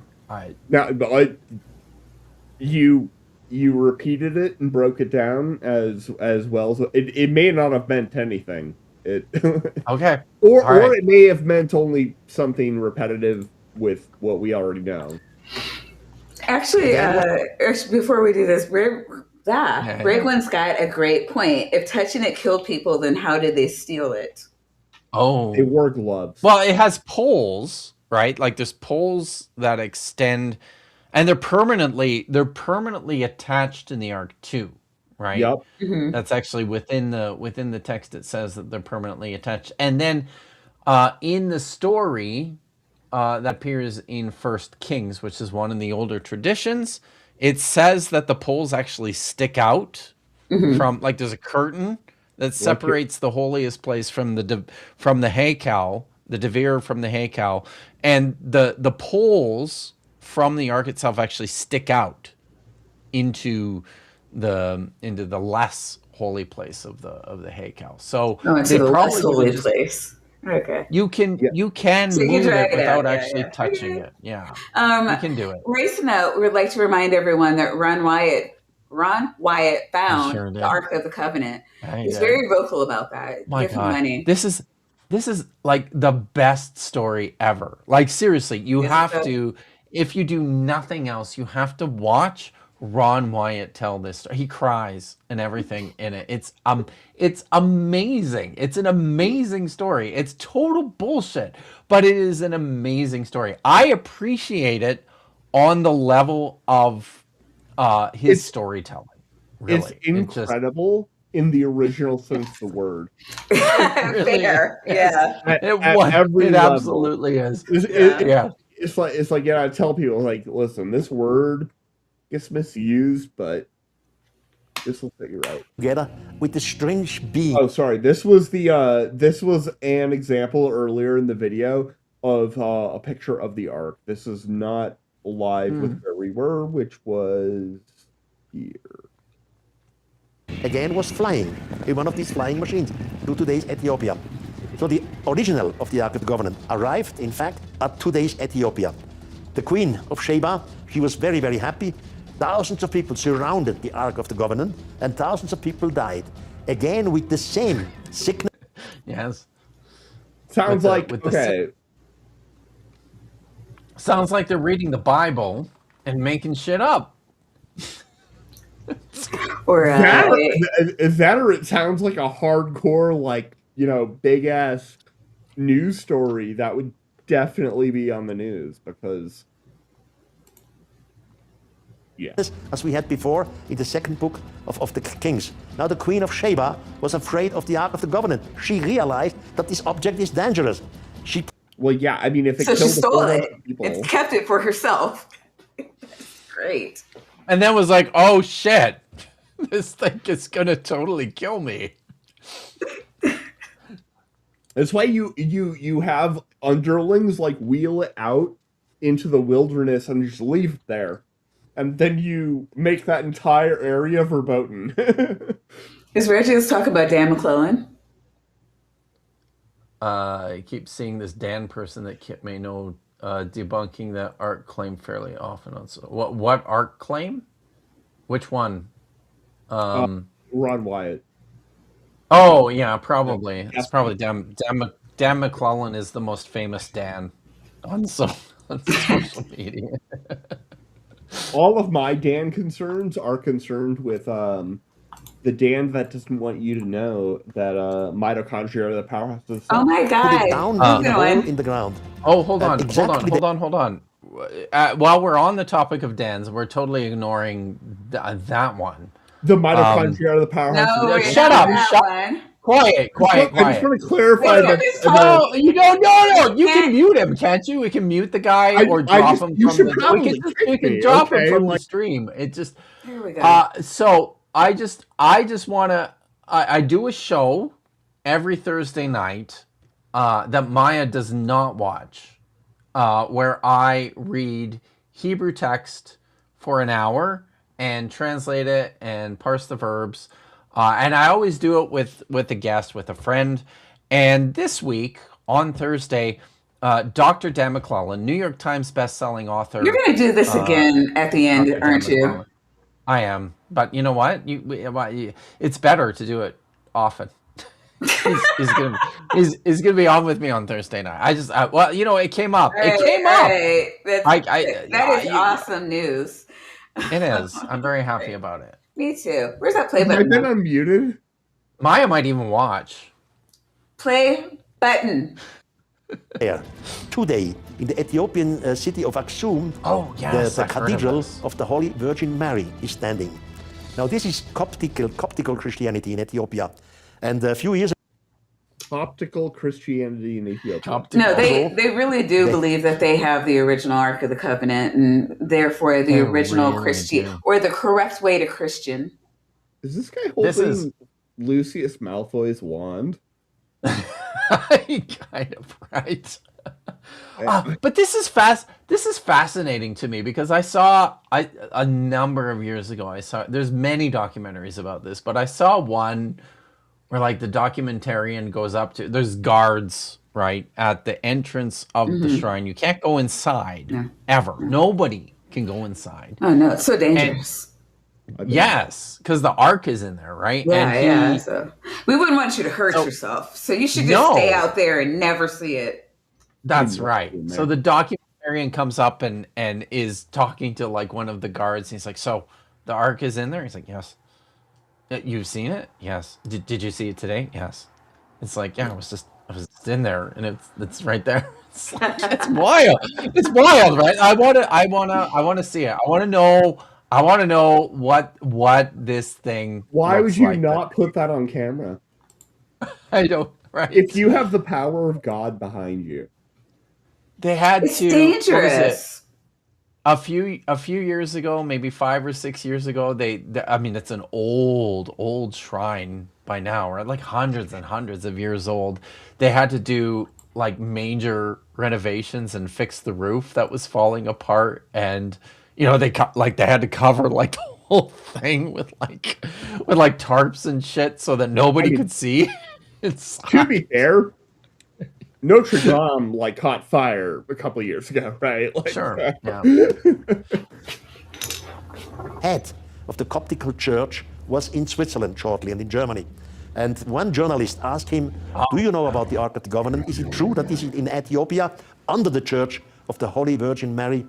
And the chief said, "Yes, I was one of them who saw the Ark." What other answer are you expecting from this person? Yes. You know, so I mean, it's just kind of like, you know, when we're talking about critical thinking. Bro, it's totally fake.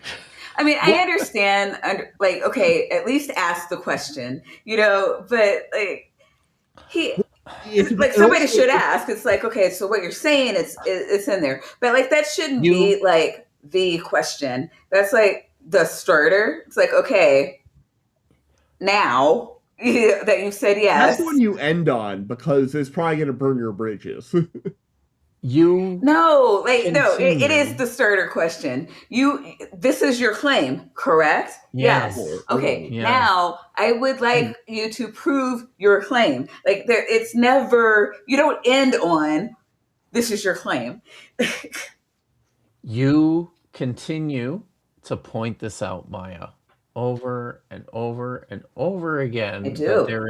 There is an epidemic of absent critical thinking in not just any community, really. And it's sad and it's frustrating when it infects every community, even the so-called skeptic or atheist or secular. It is really, it is very troubling that so-called skeptics can't tell the difference between a fact and a claim. But right.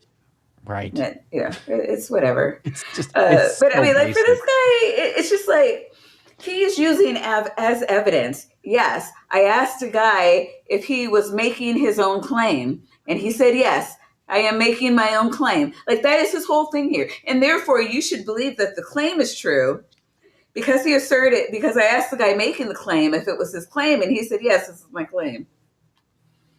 Goddamn. And the chief said, "Yes, I was one of them who saw the Ark of the Covenant. This object is not from this planet. This object is from another planet." So sometimes I ask... Stop! Because, my God, Exodus 25 says they fucking made it on this planet. They made it out of acacia wood and covered it in gold, which are things that are here on this planet. Right? So very terrestrial. No, God damn it. I don't know what acacia wood is. I just What? know that It is it's a tree. You don't have to know what it is. They made it from. You don't have to know. There are people here who don't know what an acacia tree is.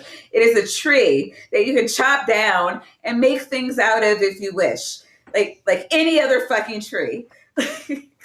This is like, you're making me now. No, look at what you made me do, Vandy. I had to actually go and Google it. Oh, fuck. Because, Okay. I was like, just gonna say that acacia. acacia is a word that I always use in spelling bee at the New York Times game. Acacia, commonly known as wattles or acacias, is a genus of 1,084 species of shrubs and trees in the subfamily Mimosoidae of the Pia family Fabaceae. It's acacia trees. There's a picture of one on Wikipedia. It's fucking. It's like, a fucking tree. It's a fucking tree on Earth. No, it couldn't. It's extraterrestrial. Maybe it's in a different dimension. Would that make it? Would it still be extraterrestrial if it was like in a different dimension, even if it was an Earth dimension? Look at how well groomed I am. Okay, I can't be wrong about this. What are you wrong about? Proofs for extraterrestrials. I guess acacia trees being trees, earthly trees that are on Earth. Yeah, it sounds fake. Fake news. Okay, fair enough. Yeah. The Ark of the Covenant. Even the government says it. Maybe only a piece of it, but you know. Only a piece of it has survived. Would be a final proof. But that's a question of religion. Religion would never allow us to go down there and to make scientific researches on this object. Importantly, I will we actually don't need scientific research. A picture would be like a great start. It's a good start. Something that the Coptics are not doing. They're like, trust me, bro. Wait, because they're not even talking about like, they're not even talking about like, what do you call it?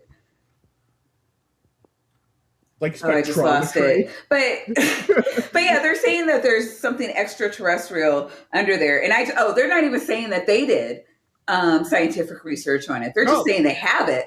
Like we can't even get to scientific research. We don't they can't even prove that they have it. Thou shalt not test or something. I don't know. Shalt not what? Test. Test. Yeah, that's like this 614th commandment or law. Whichever one is most convenient for me, okay? And I always have things go my way. Mm-hmm. Does the play button go your way? Time is not right for it. We have to change again the spirit of time. You see, my God, in my opinion, in my dreams, does not need a vehicle in which to move around. God is omnipresent. God is like a spirit. He's always there. Now in the Bible, the prophet Ezekiel describes. The Bible says God needs a flying vehicle. God. Yeah. I think that's literally what he's saying. When I was captured. So is he? Wait a minute.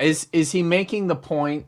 Is he making the point that the stories in the Bible are aliens and not God? I don't know what point he's making yet. Right now, he's making the point that Ezekiel says this thing. Yeah.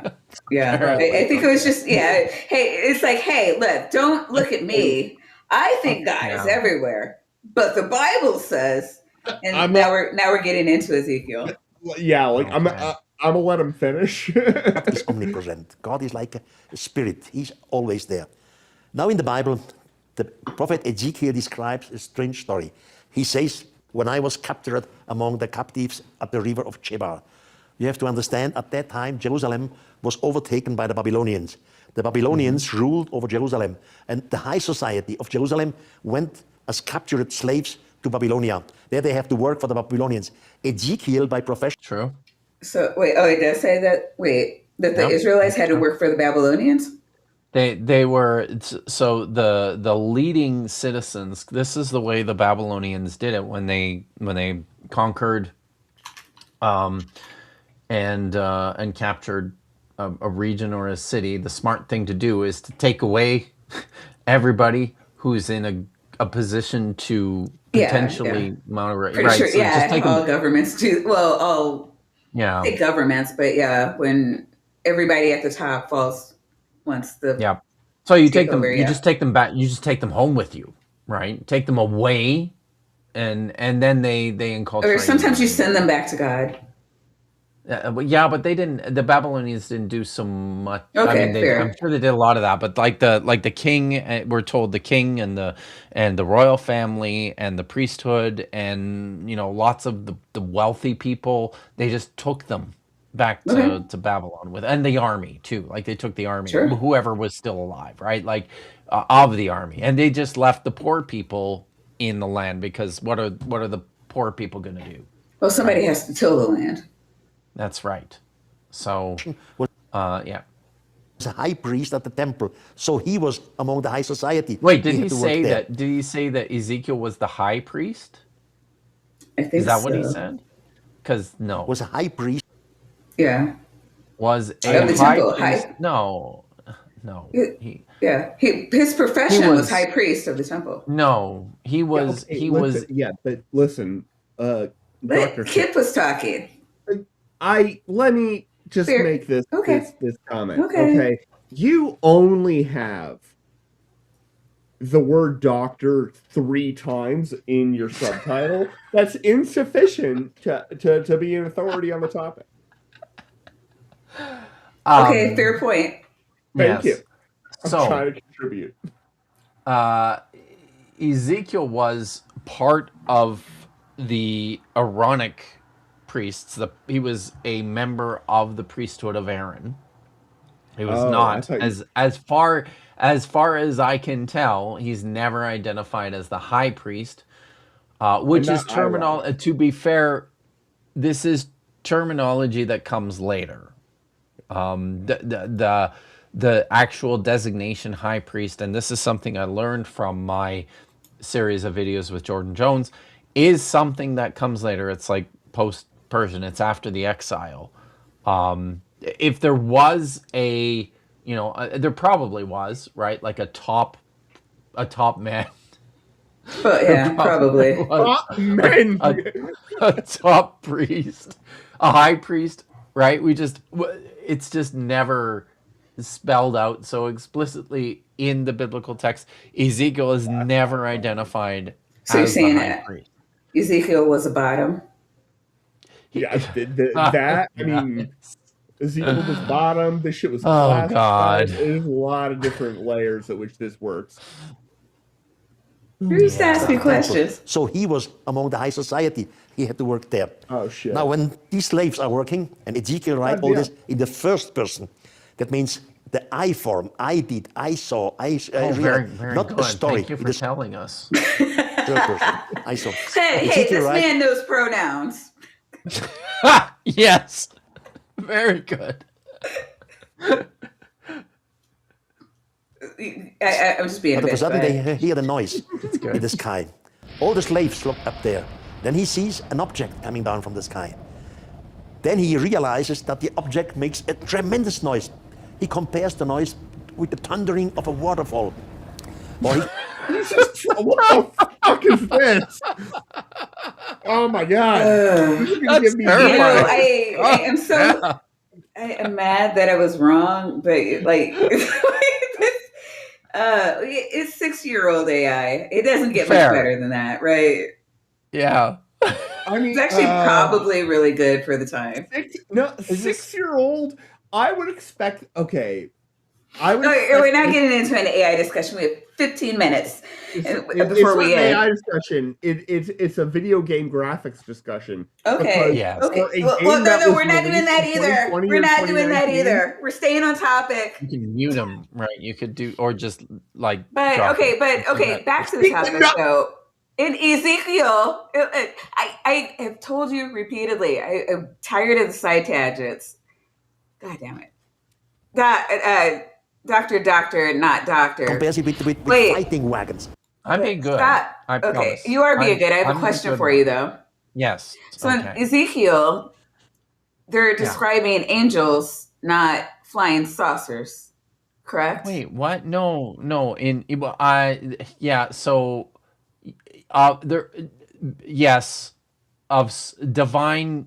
There, divine throne room attendants Okay. are being described in the book of Ezekiel, and I mean, Interesting. like the terminology is a whole other issue. I don't particularly like just like assigning everybody this term angel. Like it's a But you asked me what I term. learned in Catholic school, and I learned that these are angels. God damn, right? Well, I mean that tracks. That tracks. But you know what? I expect Divine. it, but it's it's I think wrong. it's just kind of like this arbitrary parsing of Yeah. beings where there's God, Yeah. and then And anything everything else. else. Yeah, everything else is an angel. Angels. Yes. If it's upstairs. Yeah. It's just and then it's just so much more, yeah. it's just so much complicated, right? It's so much more complicated than that. But yeah, well, you don't want to set up a system where the people have to study. That might entail critical thought. You want to set up a system where they have to, and then you don't want to let them. That's the better deal. That's the best deal of all. So a terrible noise this object made. Also, this is definitely a drone. All the slaves looking there. Right? Look at it! Come on! The object comes down, sand is blown up. Ezekiel is high priest by profession, so he believes in the beginning it must be God. He falls on his nose to pray to the Lord. And then he realized this is not God. And then he realizes it's not God? No, dude, Wait, this what? is like where in time is Carmen Sandiego, but 20 years after it was originally written. Possibly. Maybe 30 years, and with drones. And he describes exactly what he sees. He describes not only the noise, he describes the wings. The wings moved. When the wings moved, that tremendous noise started to be there again. When the wings stood still, they were hanging down. He describes the leg. He clearly says the leg were out of metal. Then he cries the wheel.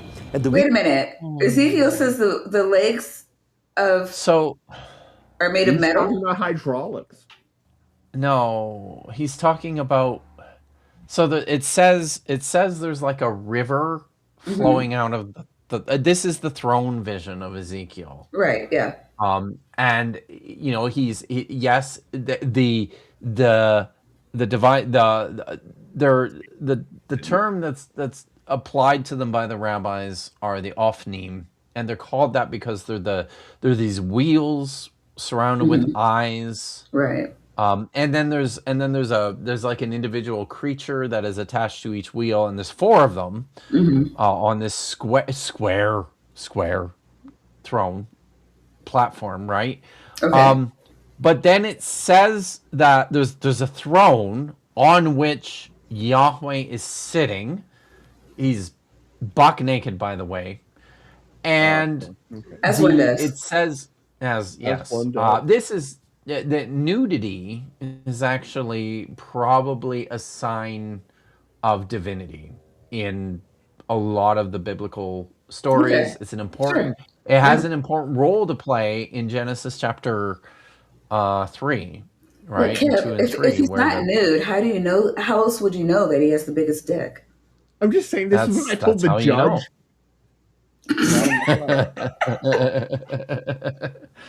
It's in Ezekiel. It's a big gleaming dick. It's like shiny.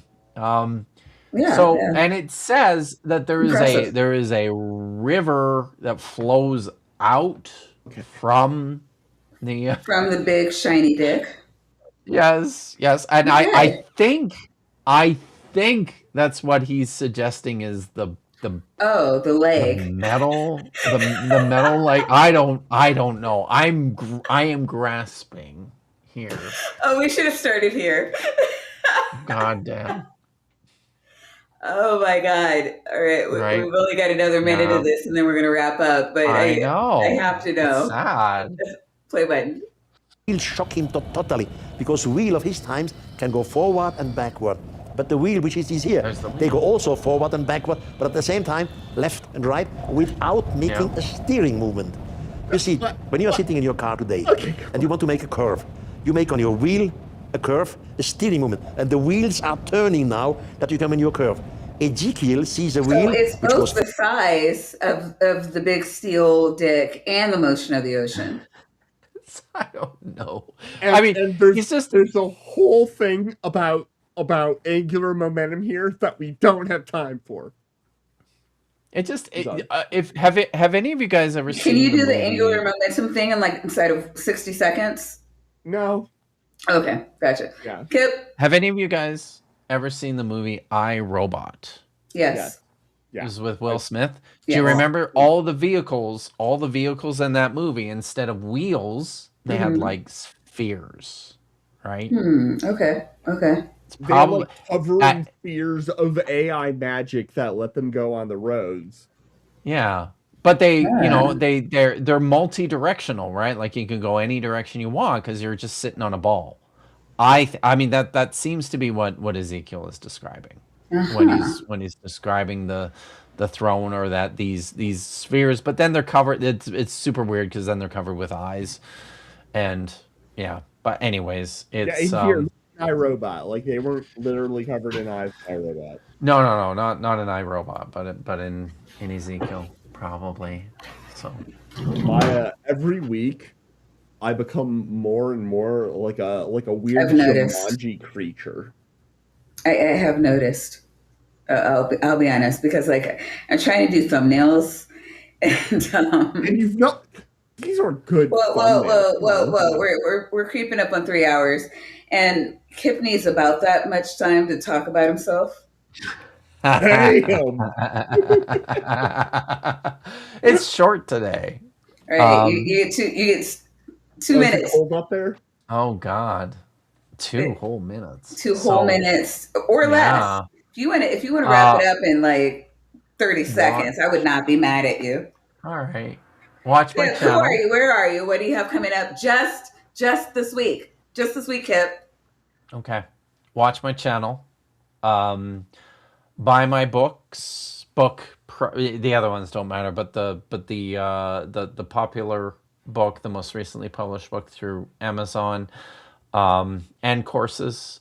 So this week on my channel on Thursday, I have a weekly stream every Thursday and it's at 8 o'clock Eastern, 5 o'clock Pacific, where I read Hebrew text with a friend of the channel who also knows Hebrew, and we translate and we talk about features of the text. It's super fun for people who are learning the language. That's for an hour.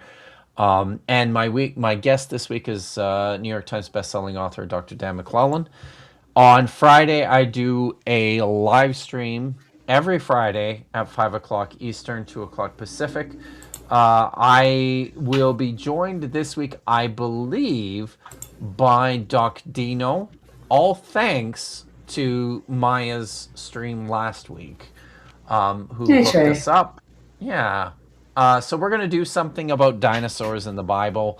My Vish is off for a little bit. She's actually at a wedding. I think it's a wedding in San Diego this weekend. So Ryan Kaltestik will be returning to special guest host with me.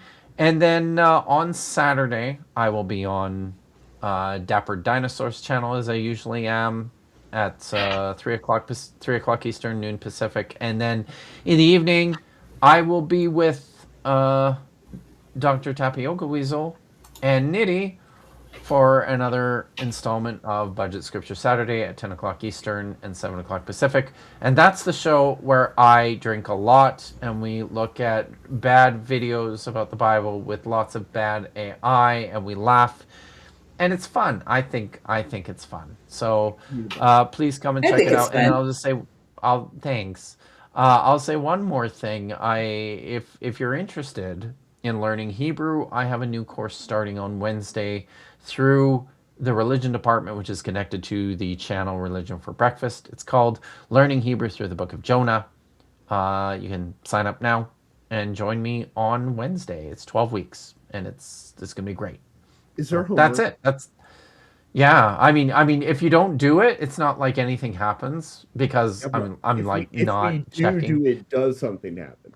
It makes you a better at what you're studying. Is there a aim to certificate? Do study. you get a certificate at the end of the course? No, you just get the self-satisfaction.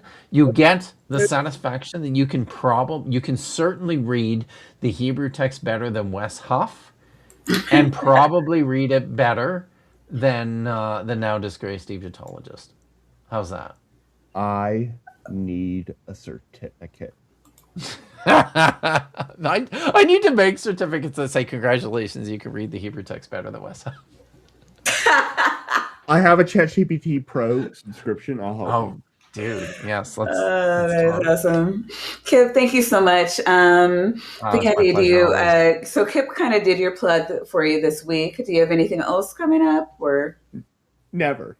never? Never. Sometimes you do. Sometimes, you're with, what do you call it, Marin? Marin. He was on Marin's channel. Like, Yeah, he's been on Marin's. He's been on Duck Dinos. He's been on Vandalia's. He does some stuff sometimes. And so tomorrow, I still don't have the stream link up yet, but tomorrow at 4 p.m. Eastern, I'm going to Black Non-Believers has a convention coming up it's in like 2-3 weeks. So they're going to be talking about their event and event safety and all the fun stuff that we love to talk about on Mondays. Just me utilizing my resources to meet the needs of the community, because I understand the importance of community and want to do everything in my power to make sure that you guys feel comfortable and safe and not needlessly demonized for just being human. But, as far as tangents go, I can rant. I can wait, a couple of hours to rant. That'll be tomorrow, 4 p.m. Eastern. Awesome. Gentlemen, anything before we go? I think I'm good. You know what? So normally this is the part where I say "fuck ICE, abolish and prosecute," but I think instead today I'm going to let you take us out with your famous. I love doing this. Thank you. You've let me do this before, and I appreciate it. So, everyone, stay safe, be good, and as always, ha tikva. Ha tikva.